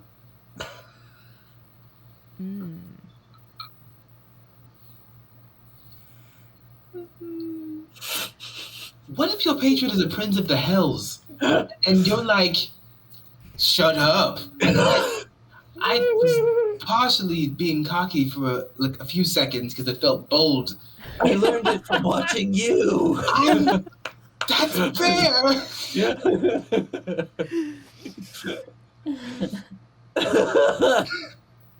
We're each other's dads. That's accurate. Weirdly enough. Imagination we have in plenty, but you would think us cruel. We hate that. Then when the opportunity arises, let me know how may be of service, because as of now, we need you. Oh. Open-ended. Blank check. I will allow it. You're welcome. What do you seek? My blood. Ah, Our blood. yes.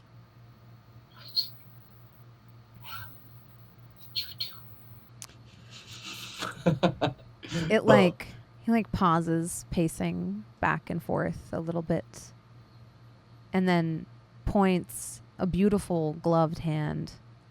It almost looks like mink at Valym.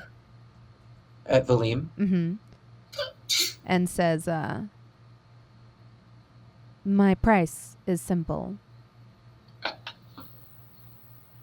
Do not allow the blood of that celestial mutt to complete the transaction. I can promise, to the best of my ability, I will not let this happen. 'Tis but a worthless drop, but troublesome for our machinations. You have my word. Be gone. So which way? That's kind of the whole thing.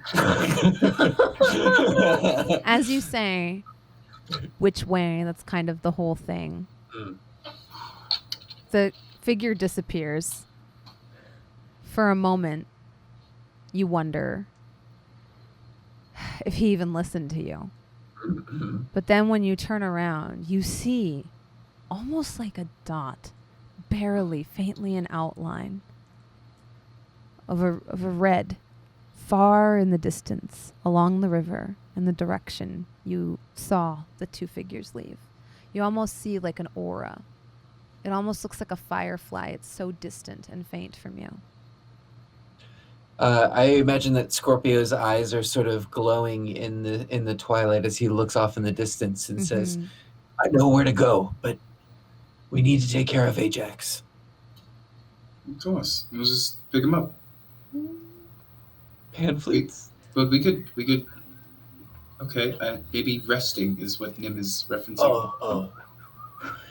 You didn't offer up your soul, did you? I don't think so. Why are you not sure? I have a memory thing. It just happened. I can't choose. Okay, that's fair. I'm going to protect you, Valym. Why did the old patron not want me in the forest?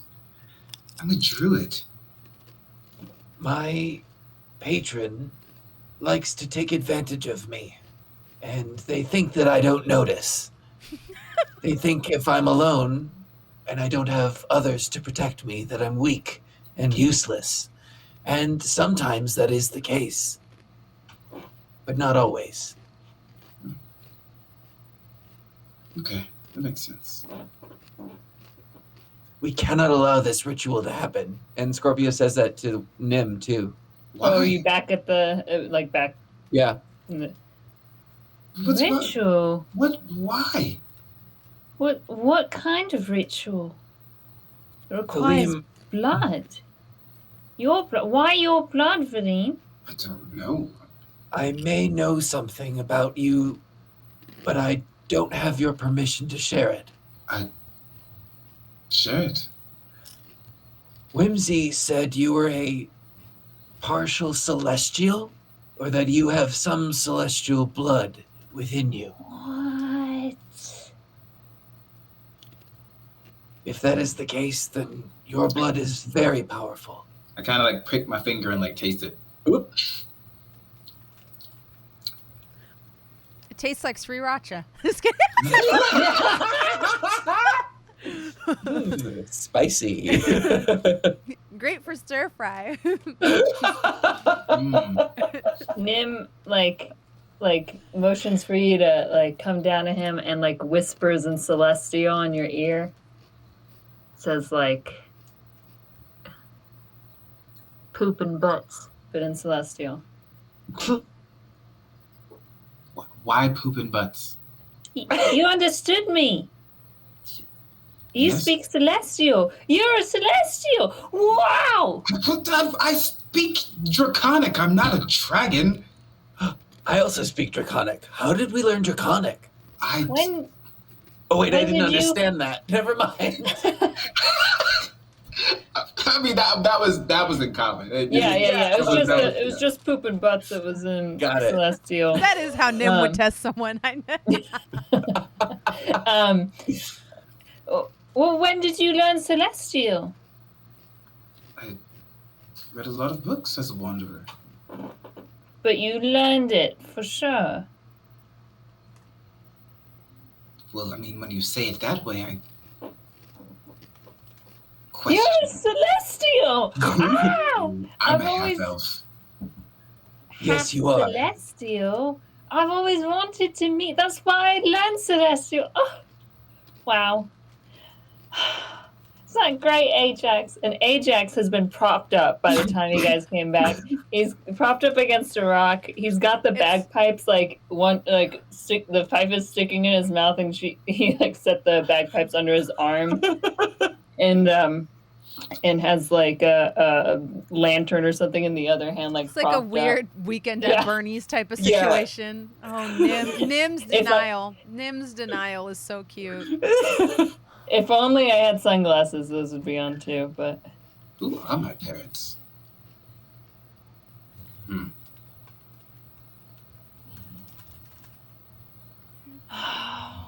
wow, you're both so cool. I'm glad Ajax is asleep. Mm. I don't know how he would process this. I mean, you're very cool too, Nim. I see that you've learned some new skills. That fire seems to be very powerful. I have a similar ability. Yeah, I'm not sure where it comes from. Me neither. We have that in common. Yeah, but you can ask where yours comes from, and you just choose not to. That's true. Is it Yeah. good? Does your power come from your sister, you think? Everyone give me a history check. Oh, no. 21. The fuck's up the History. Ooh, minus 6. 16. Yeah. What? Ooh, -1. Well, that makes sense for Scorpio. yeah. History. Scorpio and Valym, from what you remember with conversations with Nim's mother, you wonder if, from the way she's described Nim's father, if this might be a hereditary trait. Something that he's inherited from Pop. Interesting. Perhaps the gifts were bestowed upon you, much like I used them. Perhaps you were born with it. Maybe it's Grimwillow.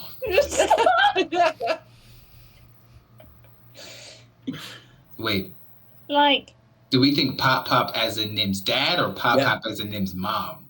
Oh no, because Nim's mom is not a tiefling. That's way. I'm just making sure.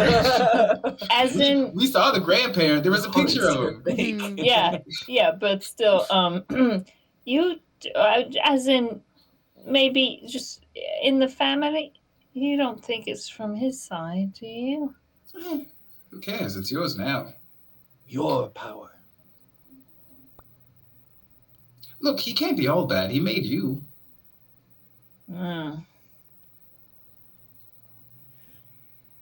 Yeah. I mean, he can be 99% trash, but that 1% was you. I don't know about that. The way that Mum talked about it seems like all the good is from her, really. Yeah. Your existence is all I'm talking about. All he did was he got to the cookie cutter template, and your mom was like, I actually know how to bake cookies. Be gone, thought. And then she made it. You know, he must have been around long enough. Now I think about it, Marigold looked like me too. Were you and Marigold twins? No. Nah, she's a younger than you, I think, by a year or 2. Oh, she's my little sister? Yeah. Reframing everything. I mean, Nim, he didn't have to be around long. He could have been there for like 3 minutes and left and come back, and you would still have been born. Wait, is Marigold older? I mean, this is your character. I just remember. It's not a huge deal. I imagined her older, but let's say she's older then. I want it to fall in line with what you're envisioning. It doesn't. Yeah. She was tragic. If it's my younger sister, she's a year older. Either way, it's tragic. Tragic. Sorry. Right. Yeah, because you were playing together in the yard when one of you fell in the well. So I guess you were close in age. We'll say senior 1 year, but you were very close in age. Mm-hmm. Well, I don't know. It's very effective, but I don't want to be like him. Mum was afraid I was gonna be like him. Nim, Your mom was also afraid to tell you that she wasn't a tiefling. Yeah, that's true. Says the woodland creatures in the popcorn seats. Let's see how good your recollection is. Nim, give me a wisdom saving throw as you're talking about your childhood.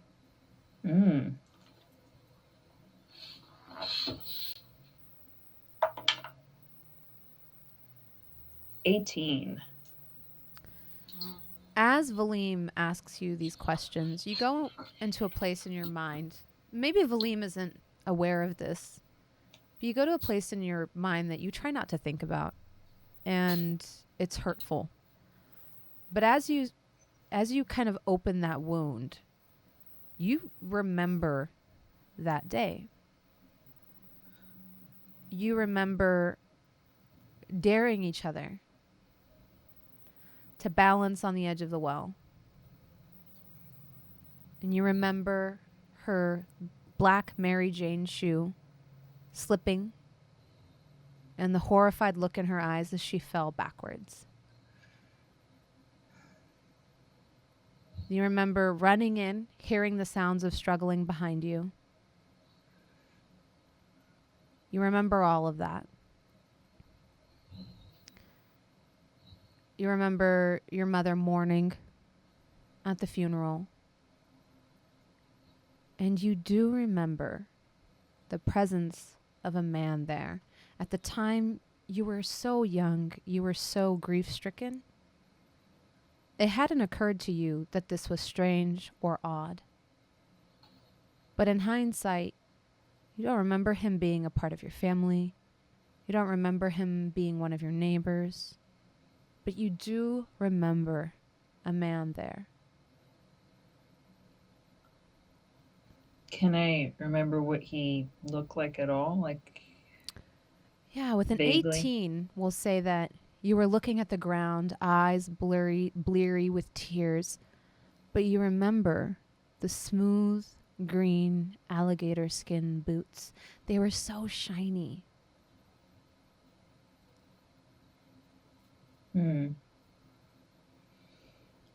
The soles looked like they were brand new. The green was so dark it was almost black. You had never seen shoes like these in your life. Little ankle boots. Pointed at the toe. You had never seen shoes like this in Solace Point. Yeah.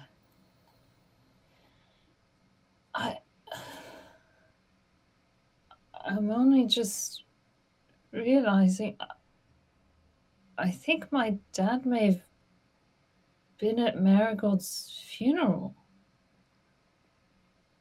I didn't know who he was. I didn't know why he was there, really. It must have been him.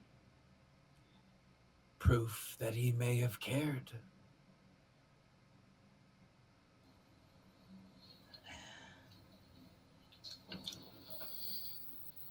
With that, I think Scorpio passes out. He's been kidnapped and then attacked again. It's been a long day. Nim kind of like wipes a tear and sort of like sees Scorpio pass out. Valym starts like probably making camp just in case. And he goes under. He takes the lamp out of Ajax's left arm and then puts it over like Nim's shoulder, and he sort of just like sits on Ajax's lap and kind of like falls asleep there, or sort of dozes off a little bit with his thoughts. Yeah, you get the sense that Ajax will be okay. Like I said, it was just a swift blow to the head, and it's an outage, you could say. I was gonna say, I was like, Out he like a got light. knocked out. Yeah. Knocked his lights out. Knocked his lights right out. And despite when he watches this, he's gonna say something. And despite your calls, he seems to be unresponsive. Oh my god. Seems like there's no connection there. Yeah. Like some signal being lost. Yeah. It's a whole spectrum of wounds that are. Oh no. Oh god. He doesn't have internet.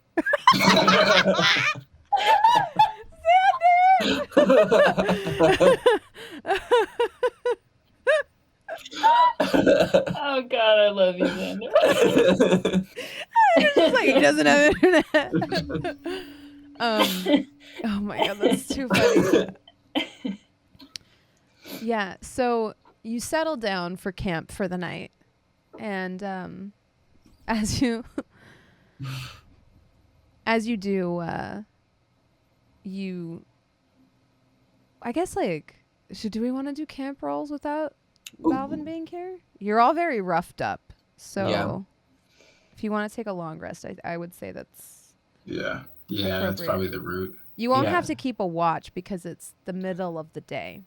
It is. We're just kind of like sleeping during the day. That's true. Yeah. But we got up in the middle of the night, got our asses kicked before we came to see you, Scorpio. Well, no, we didn't get our asses kicked. We kicked ass, but still, and then came to this. I wouldn't mind, but I think for does Scorpio feel like his signal will still be clear in the morning? Yeah. Or in the evening? It's not something that's going to wear off. Okay. And oh yeah, like the tracking. Right. Then, yeah, I would say a long rest would probably be. You could actually go back to the camp you made with Sunflower as well. Because it wasn't even It's that already far, pitched. right? Yeah, It let's do wasn't. that. Yeah. That sounds nice. You have to drag Ajax and Scorpio because they're both passed out. Mm-hmm. Easy. Don't we have a horse? At the camp. Yeah, she's at the camp. We Yeah, never but bring if her it's- anywhere. If it's nearby, I would bring Tootsie, put Ajax on the Okay, horse, yeah. and then. Mm-hmm. Yeah, when you get back to camp, Sunflower is packing her things, but leaves some stuff behind for you all. Oh.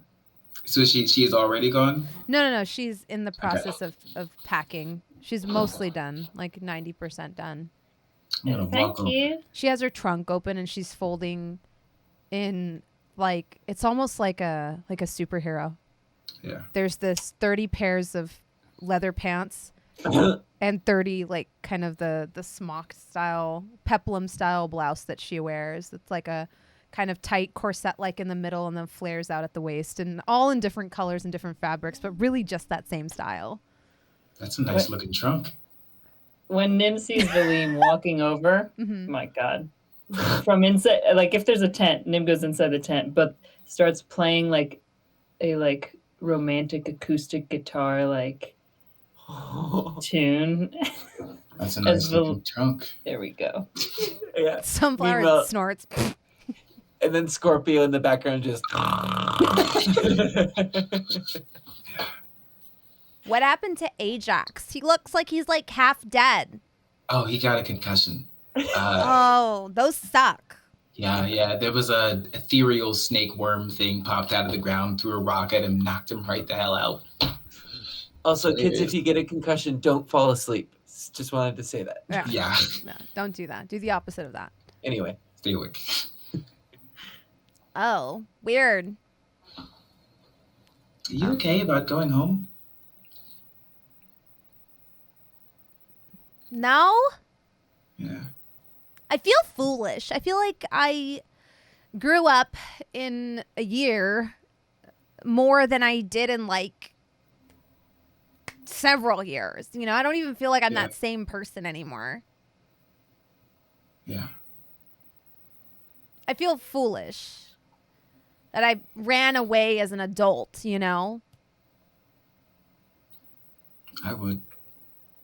Okay, I well, would've you really don't need to. Oh, okay. I thought you meant like I would feel foolish. I was like, wow, No. Valym. No. I don't need to would've- rub it I in. would have run away. Oh. Well, you know what? Long journeys can be very, very cold. And he takes off the red ornate robe of fabric and leather caked with clay and runic markings across the border. So don't get cold. And you can return this back to me later. Wow. This is. She puts it on backwards, kind of like a Snuggie. Yeah. She's like, it's so cozy. I could sleep in this. It's so big. And she is indeed wearing it like a Snuggie. Because for her, it is Snuggie size. Yep. Yeah. Cute. It's very nice. This is so perfect for reading books in and just hanging out in. Mm-hmm. Thank Exactly. you. She gives you You're a big welcome. hug. Yeah.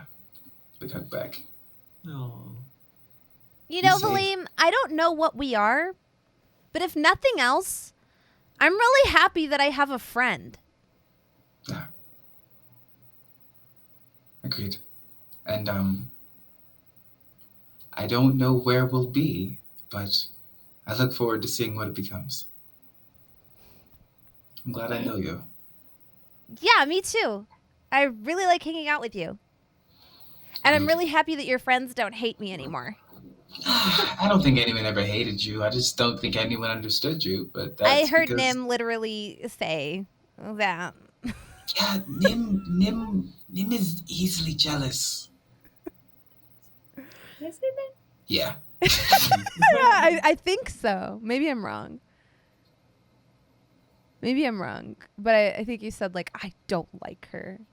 It wasn't. Maybe. maybe a don't like. I feel like hate is not a word he throws around. Fair. Except for Bindi. But Yeah. Whoa. I think they all think that we had sex. Why would they think that? I'm realizing they think that the music chess picks is a up. euphemism. But chess is just chess. Yeah, no, I agree. I do not think that they understand. But it's funnier, so I'm not going to correct them. Is this why everyone was so awkward when we were talking about how many rounds we went? I'm starting to think so. And I love all the rounds we did playing chess. And I say that very loudly. Oh my God. I told Ajax I was a chess champion. Oh, what does that even mean? I Maybe said one day I we'll was find out. grandmaster. Oh. Look, if you ever want to be a chess champion, maybe when you come back we can find out. But that just sounds like there was a competition at some point and I was crowned. I said I was known for it in the last city I lived in. I said people would come challenge me from miles around. I can't say I would blame them. Oh, believe. She does her whole thing where she's like a million tiny punches almost as fast as a flurry of blows. Yeah. Oh my God, it's like a massage. Don't stop. Oh.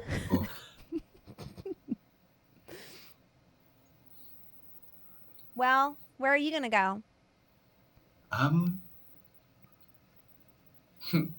We're going after someone who stole blood from Scorpio because they thought it was me, because I have celestial blood. So we're gonna go figure out what the hell that's about. Celestial blood. Wow. Mm-hmm. Fancy. Yeah. Right? It's wild. Don't know what I the don't hell even it know what means. that means. Yeah, I was gonna say. Yeah, exactly. Yeah. I don't know. I'm a half elf, but I don't know what the other half is. So maybe it's that, I guess. It'd be weird, right? It would be weird. A little bit. Does that mean... Wait, does that mean you can't die? I don't know.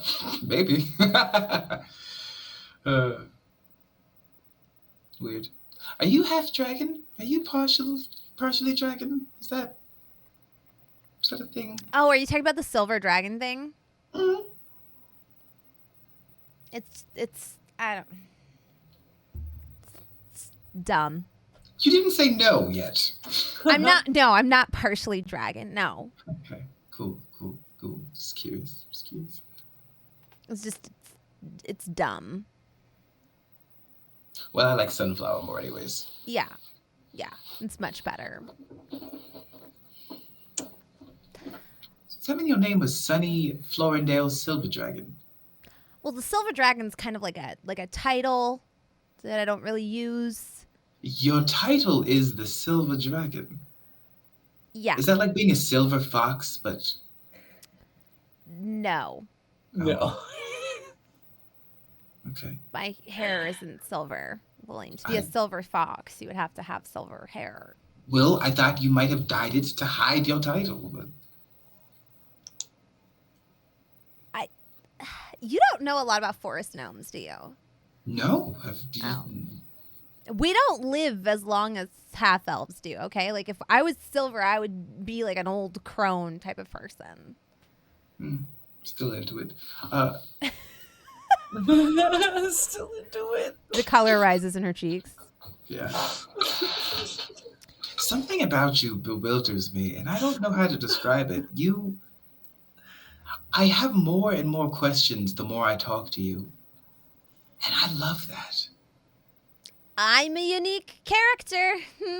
She tugs on her two braids like a little awkwardly. That's not just it, though. Like, everybody's a little unique. But you're not just unique, you're special. Oh. It's weird. But I like that kind of weird. Well, yeah. I'm just afraid you'll find out all my secrets and then you won't think I'm interesting anymore. If I find out your secrets, I want it to be because you tell me. That's fair. There's always new secrets. I have a staff that turns into a giant snake and a little fire spirit that comes out of my chest. The longer we live, new secrets are made anyways. I accidentally fed some rats to a snake. One of them turned out to be a were-rat person, secretly disguised as a rat. So his friends came to try and kill me. See? New secrets. That was just the last week. That was 2 days ago. Were rats are real? Yes. And pissy. So are there like were owls and were bears? Do you think they're were dragons? I would be a were dragon if that was possible. I'd be the silver dragon. Yeah. Are you a were dragon? No. If I was, I would be the dragon version all the time. That's fair. Because if you can be human or dragon, you should always choose dragon. I don't know if that's true. Yeah. They have wings. They have claws. They breathe stuff. They're smart. Really good at chess. Look at you now. You think I'm as cool as a dragon? I think you're better than a dragon. Somebody's in love. Well, is it just one? Who knows? We'll find out. She like takes a breath. I like you.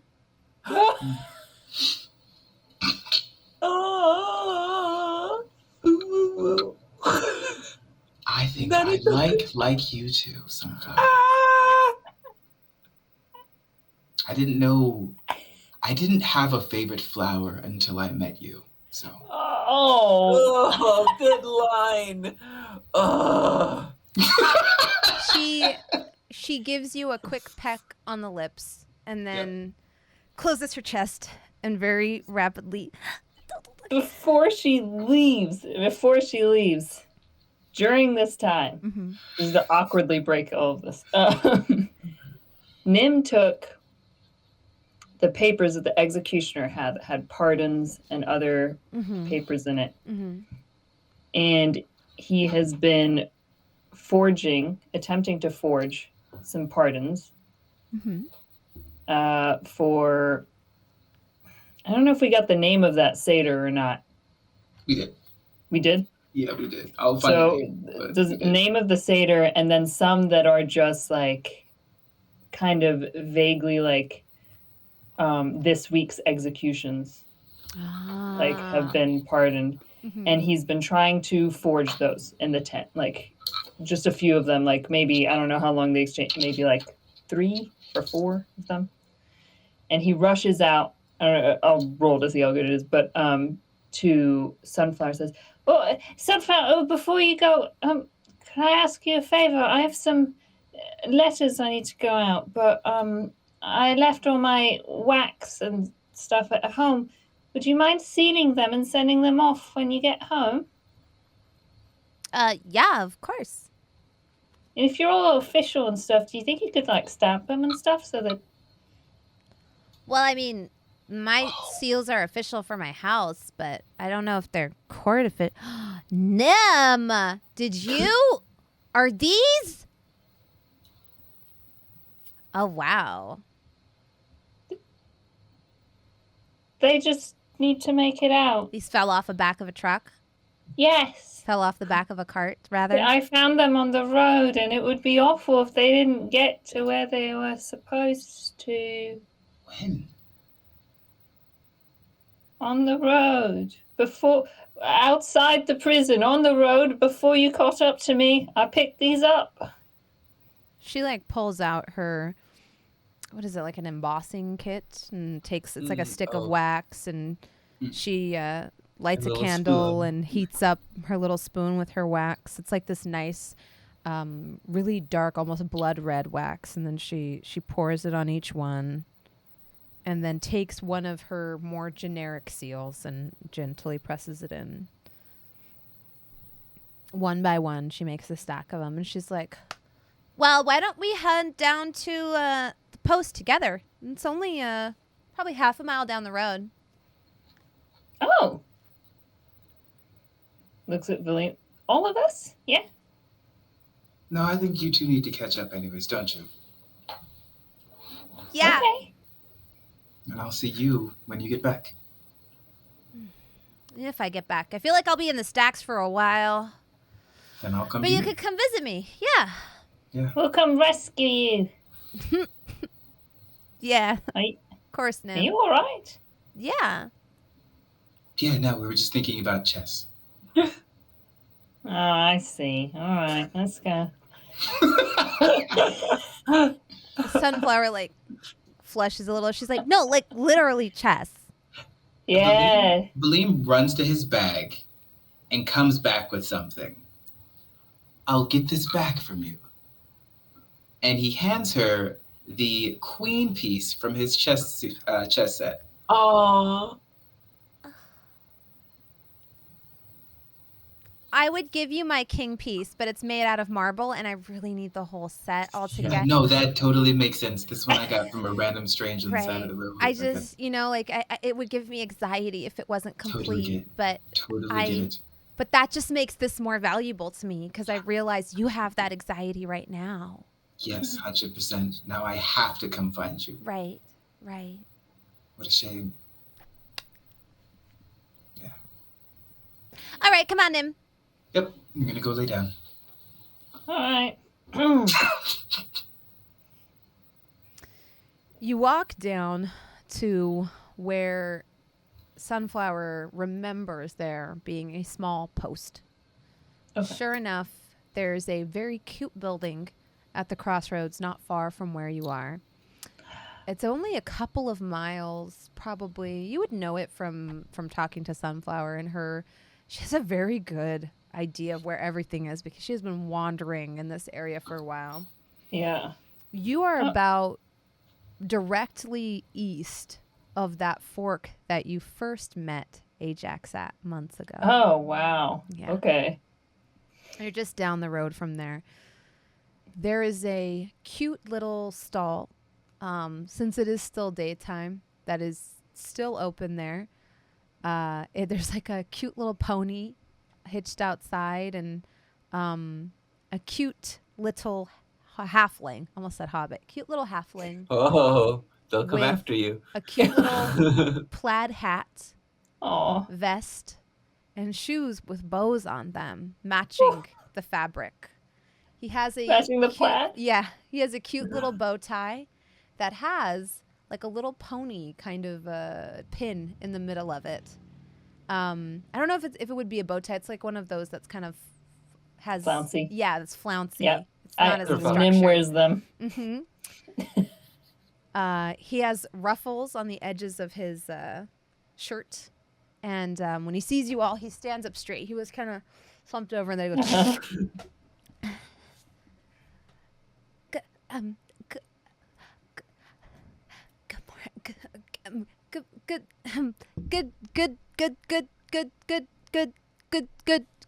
morning.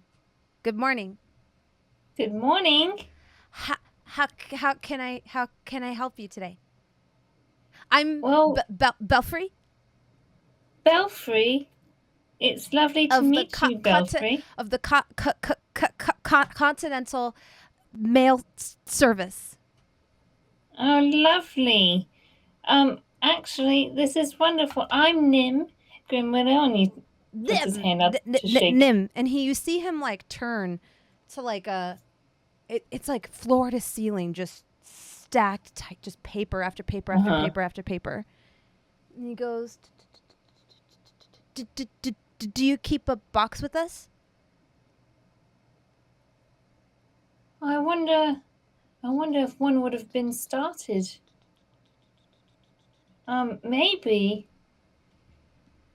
He looks very carefully through all of the letters, looking for G-I-R or G-R-I. Gurmwilla. Gurmwilla. And does pull out 2 pieces of paper.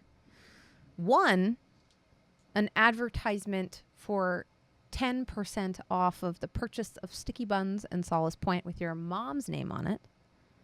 And the second, a pink notice parchment that has been dyed pink, almost as though with rose petals, Nim got ominously sealed shut with black wax, and an FN in the seal. Final notice. And he hands it to you. Nim takes it. He hands the mail, I guess the sealed mail that Sunflower did, and then also some papers that he's been writing, story that if Sunflower clocks, he totally had seals for and like has closed, and hands that off too. He takes all and of them they're and all addressed. puts them through this chute. The chute has a large sack that sits just outside the tent. It's just outside this little wooden enclosure. There's like a sack. Yeah, so it goes doesn't really. into the sack. Yeah, it doesn't really go anywhere, but it looks very official. It looks like, You see him pull out an abacus and quickly calculate postage, and then say, 3 silver. 3 silver. Well, shit. And Nim sort of like takes out the 22 copper he has, and he's like, kind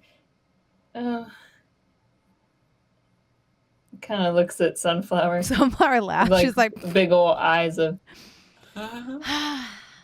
It's going on your tab, kid. Don't give me the puppy eyes. And she smacks 3 I'll silver pay you down. Back. I'll pay you back, Sunflower. Thank you. She slides it towards Belfry. Belfry grabs it and gives writes out like a quick small almost like rice paper thin piece of parchment, like a receipt for you. Hands it to you. And Nim sort of like absentmindedly grabs it as he's like undoing the pink envelope, the final notice, to see what it is. You see then it's a final notice on reporting back on the bounty you've taken from Marblehead. Oh, God. Okay. Oh, I forgot oh, shoot. They took on a bounty. On the piece of paper, it's underlined that you received half payment in advance. Oh, we did? Mm-hmm. We did. And you requisitioned rations as well. We did. That until sufficient until proof of completion of job is not countersigned. And I think I gave Ajax that because I'm like, I don't have any money. Yeah. And enclosed is also a sheet of paper in case you've lost it. That is almost serves as a receipt. You also have this on the bounty if you've still kept good care of it. That wax sealed bounty that was given to you. That is a place for the plaintiff to sign that the job was completed to satisfaction. Okay, so he's gonna take his ink and like quickly pen down like a response, or just like, so sorry, unexpected delays, still en route to complete bounty. Sincerely, Nim Grim without, and then he signs everyone else's name too. Belfry takes it from you, and Sunflower just kind of chuckles. She's like, "Did you steal money from the head office?" Oh, we just got distracted. Oh. Well, we were gonna go, and then Ajax, went and broke into a prison, and now we're here. Right. It's fine, Belfry. Right? You're not gonna tell anyone, right, Belfry?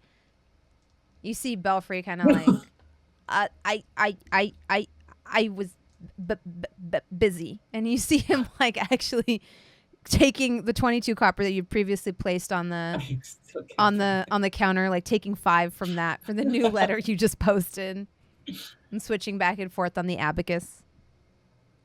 Belfry, I'll be back here often.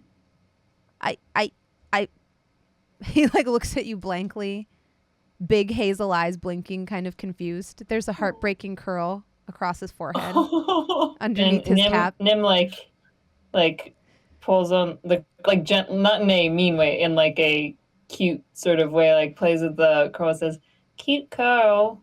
I wish mine did that." Thank you.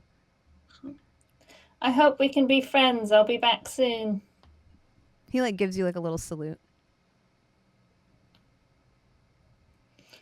Nim sort of looks around, make sure no one else was around too. Witness.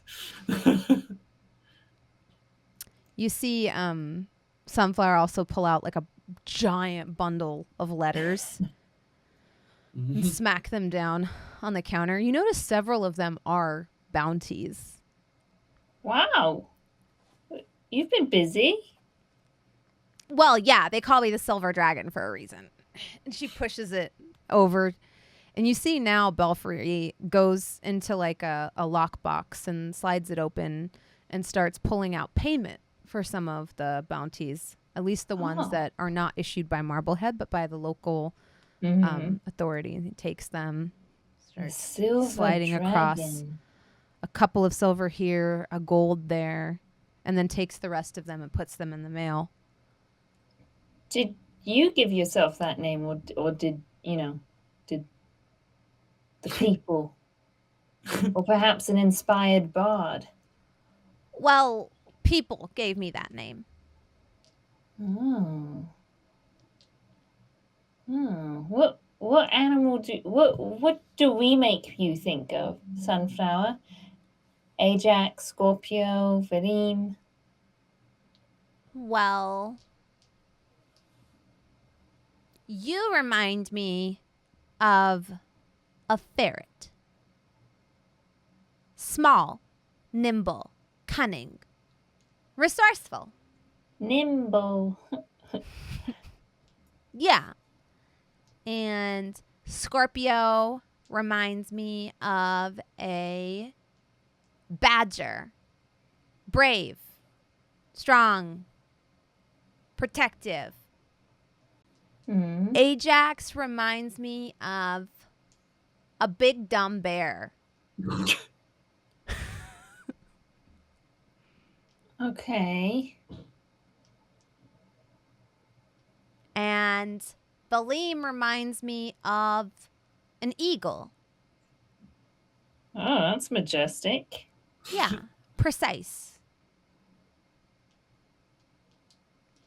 Confusing sometimes, but precise. And a little terrifying.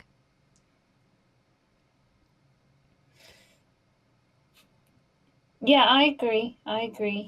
And Belfry reminds me of a squirrel who's just always scurrying around, getting all the nuts together for all of us. And you see she's like kind of squeezing his cheeks, and Belfry's kind of pushing her hands away. Don't do that. He finally like pushes her hand back. Well, all right. Well, we're all a bunch of weird animals. We're not majestic like dragons. I mean, I'm not much like a dragon either. That's true. We have to aggrandize a bit, I suppose, when we're storytelling. Why do you ask, Nim? No reason. Thanks for walking me to the post. And he like takes. Oh, he's like probably near her height, actually. Yes. Okay, so he like gives her a little peck on the cheek. Are you gonna write to your girlfriend?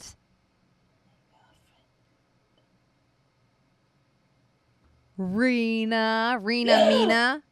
Rena's not my girlfriend. Yeah, Rainy Meanie isn't your girlfriend. No, Look at you blushing. no. You're such a liar, Nim. You're such a liar. Look at even Belfry. No. Isn't he blushing? Oh, and Belfry looks. He goes. Don't listen. A little bit. Belfry is just. She's an angel. She's a literal angel.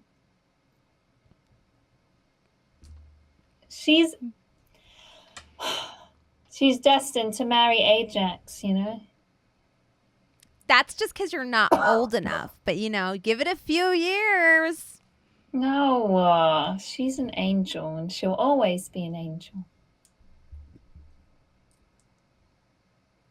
You should have seen your face when you talked about her. Well, your eyes were all she's big. Lovely. She's lovely, okay. Belfry kind of laughs a little bit and says, Angel. Makes his eyes like really big. Yes, Rena the angel at Marblehead. You know, there's a bunch of angels up there. If you've ever been, Belfry, it's beautiful. He nods and he's like, only a couple times. Well, maybe one of these times catch you on some time off and you can come visit too. But I guess we've got to go to the river next. And he sort of holds up the bounty. But after we go to the river, Sunflower will come rescue you. Sunflower, like, very deftly snatches the bounty out of your hand. Unscrolls it. She goes, Mongrel? What kind of person names themselves Mongrel? Mongrel? Did you not read the job, Nim? Silly. She like bops you on the head. She like grabs it real quick. Remind me, do I know what my dad's nickname was? I remember you told me, but I was like not. It's not Mongrel.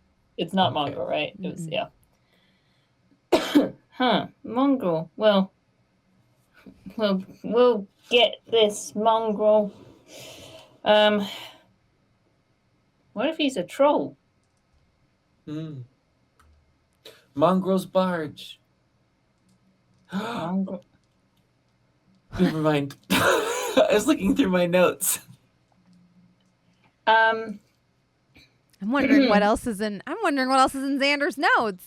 It's Mongrel's barge, bugbear fishmongers. They're bandits by the river. Yeah. That's who we were after. Oh, I thought you found Nim's dad's nickname. I was gonna be like, what is it? I need to remember it. Yeah, you did say it was true. I His have it mom written down told somewhere, I think, but I don't remember it either. So if you do remember. Yeah, his mom told him that, and so I need to write it down. I was, in the scene. Anyway. Yeah, so it is a bugbear. Okay. Yeah. Well, I'm sure it's not much trouble for us. Soon you'll be hearing about the 3. Oh. Okay, would Nim know what the coolest dragons are? I don't know. Give me, I guess, like that would be a history check. History or like in storytelling, not maybe what the real actual best ones are, but in that's in what I mean, stories. like for local history. Yeah. 16. Locally, there were tales of a black dragon that terrorized the region, especially the mountains to the north, completely disintegrating the stone of the cities there and making war upon the people north of Solace Point. Its name was Ablithera. And so people in this area are terrified of black dragons and the return of the Black Dragon clan. You would also know they spit acid. Rendering a lot of the metal that some of the armor smiths from the north used kind of useless. But also cool, not just terrifying. Yes, cool, but also beautiful, glittering like onyx. Okay. Yeah. So Nim's like, soon you'll be hearing about the black dragons. That's gonna be. Do you see it now? Look, our group, heroic, having bounty after bounty taken care of.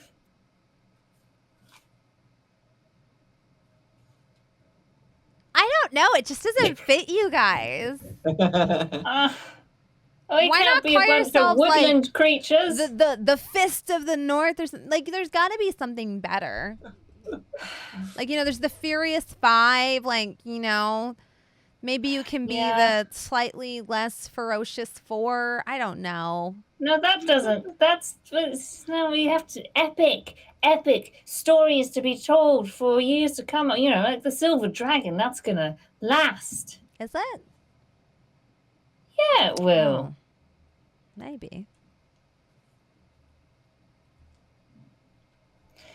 Anyway, okay, I'll workshop it. All right. Makes a note. You make a note. And do you go back? Go back to camp? Yeah. Thanks, Sunflower. We'll see you soon. All Bye, right, Chief. kiddo. You see her pop onto Eloise and leave. She leaves you with one of her tents, Oh, okay.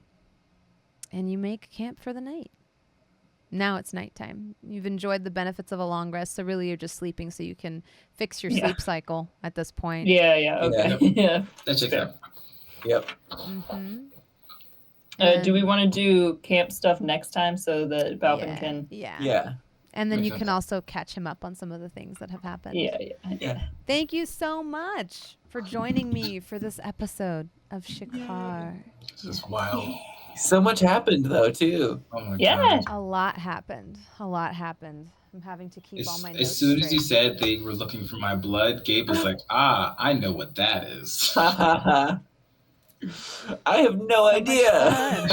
So much fun. Thank you all so much for joining us for this episode. I appreciate it. I was nervous when Balvin disconnected, but I mean, we still did all the I've things. This episode was a Never wrote little that word in my shorter. life. We also handled ourselves in a fight without Yes. Ajax, which Yes. was Horrifying. difficult. We were fine. Barely. I know. We were very close to dying. Yeah. Yeah, I had 6 health, and then I was like, "Ooh, I got a bonus. I should heal myself." Yeah, and then you were like, "I have 1 health. I'm charging in." I'm like, God, I know. Xander. Xander always goes ham. Xander's always like, either I'm going to die or this thing's going to die. Let's go. Yep, that's Scorpio. I Is know. that Scorpio or is that Xander? Like, Who yeah. knows at this point? I know, right? When you couldn't remember the page, I was losing it. It was That so was my my favorite. God. That was my It's favorite. been so long for me. I Yeah, thought you were yeah. just, I was like, just a random man in the woods. And I Xander was know. like, who is that? Jasmine was like, this feels like your patron. There it is. That's the hint that I needed. Mhm. Oh, Especially because I said gilded shoes and you were thinking the curly toed shoes. yes, that's exactly what I was thinking. Yeah. A lot of the Okay. goblins we've encountered are from this world's version of Punjab. So they all have the Punjabi shoe with the curl at the toe. Amazing. I love it. Love it. Fantastic.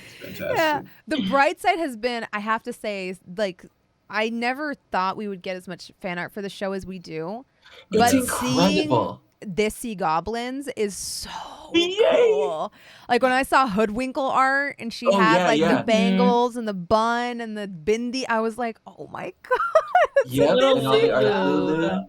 Baby Lulu looks so cute. I love that picture in our fan art reel of Lulu and Nim It's holding hands. It's Oh, that so too. heartbreaking. Yeah, it's so cute. It breaks my heart. So cute.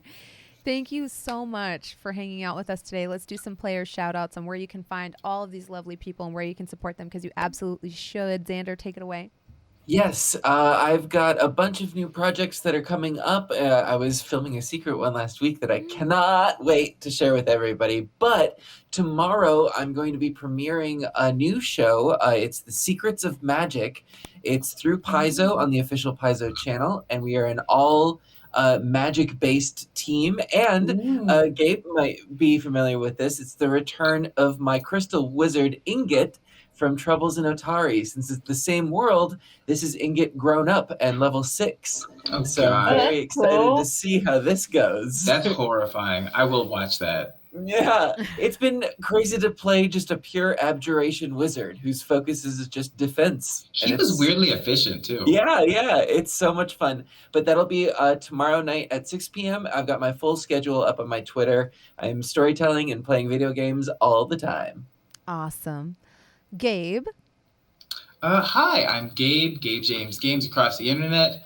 I'm on a little bit of a social media break because I realized I needed to separate myself to actively take care of my mental health. But other than that, you can find me pretty much across the internet at Gay James Games, just doing random spontaneous things until I have slept enough. Fair. Josephine? You can find me at JCVIM on all platforms, Twitter, Twitch, Instagram, whatever. And besides finding me here, you can find me on my Twitch channels during the week, usually in the afternoons, kind of a sporadic schedule.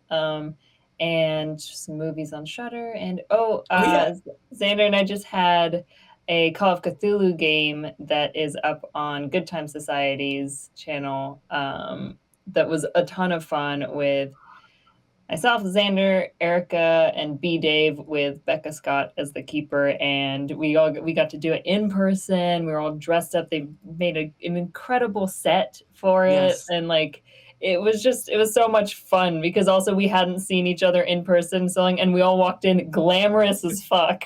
Everyone is horny on me. Maine. God, you look amazing. We couldn't get over it, and it was a ton of fun, and it's a Call of Cthulhu one shot, so I'm sure you can expect an insane experience. Awesome. Hi, I'm Jasmine ThatBronzeGirl Bhullar, full-time Twitch creator. If you're here, then you know who I am and where you can find me. I've got 2 new projects I'm working really hard on releasing on YouTube, and I've actually been working on a series of shorts to put out on TikTok and Twitter that recap this entire show. This show? Yes. Yes. It's going to be... yeah. Yeah, my goal is to aim for 30 seconds to a minute for each video.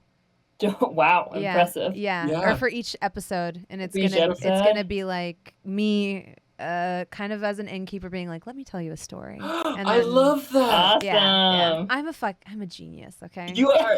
Creatively, that's so great. I'm on another level. If I 100%. had money and backing, oh my God, it'd be game over for you bitches. Because I would just, I would get everything made in 2 weeks. But in the interim, I'm just so grateful that y'all support this show. I hope you continue to support it. This will rebroadcast on Sundays at 9 a.m. Pacific Standard Time. I'm looking at rebroadcasting the episodes in 2 parts, but I've been trying to figure out how to deal with the break on that because sometimes we don't have an even 90 minute split. So last episode especially, it was kind of weird to figure out where to put in the break to upload the 2 halves, but I am thinking of a midweek upload so it's easier to keep on top of the show. And in the interim, super excited that things are opening up for people, but also sad that just reminds me that I'm long distance. No, come visit. which I had forgotten over the pandemic. Right? Because everything was virtual. Yeah. There's an extra room here for Jasmine.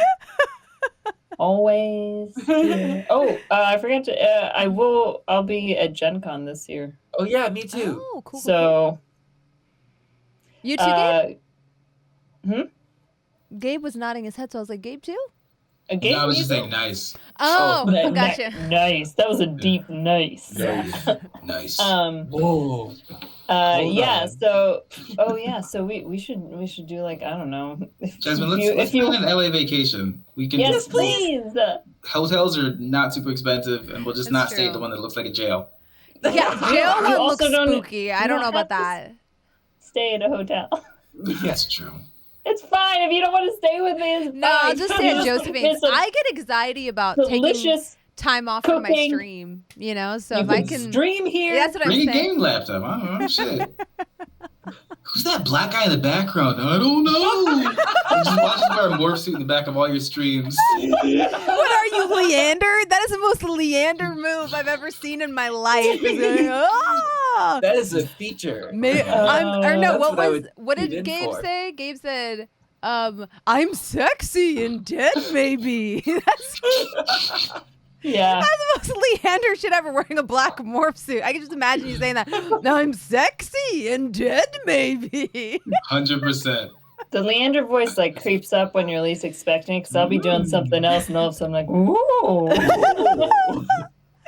It's so that I've had so much fun with that NPC. Probably more fun than I've had with any NPC. He's so He's so weird. He's lovely. Someone commented on a picture of mine where I was like, I had an open shirt with an axe, and they're like Leander vibes. Me? Oh, wow. Was that you, I love it. Yeah. I love that. That's Leander vibe. Yeah.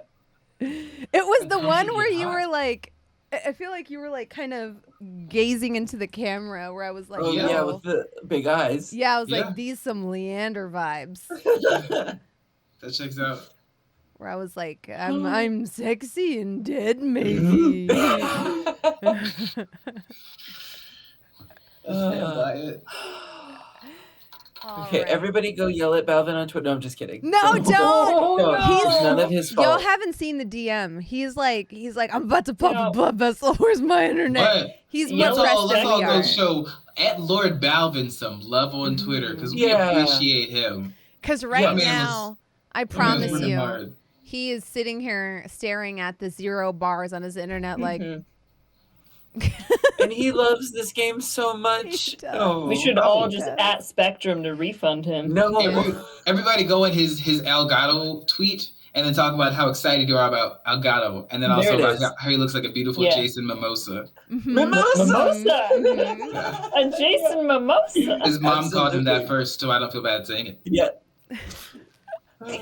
I didn't think about it, but then he said it was weird that he said. I was watching the stream where he mentioned that. And it was the weirdest thing because I also was going to say it. And I'm like, I don't know how to say your mom and I had the same thought without sounding weird. But now he's not here, so I can say it. And I don't feel bad. Now it's out there. And it's I was- not Mimosa. No, I'm correct. Oh my God. Good night, everyone. Thank you for coming and joining me for this game. You're all wonderful. You're all wonderful. Went the wrong way. Thank you. Thank you. I hope you love playing this game as much as I love DMing for you. Absolutely. I hope Yeah. you all have a wonderful night. Take care, everybody.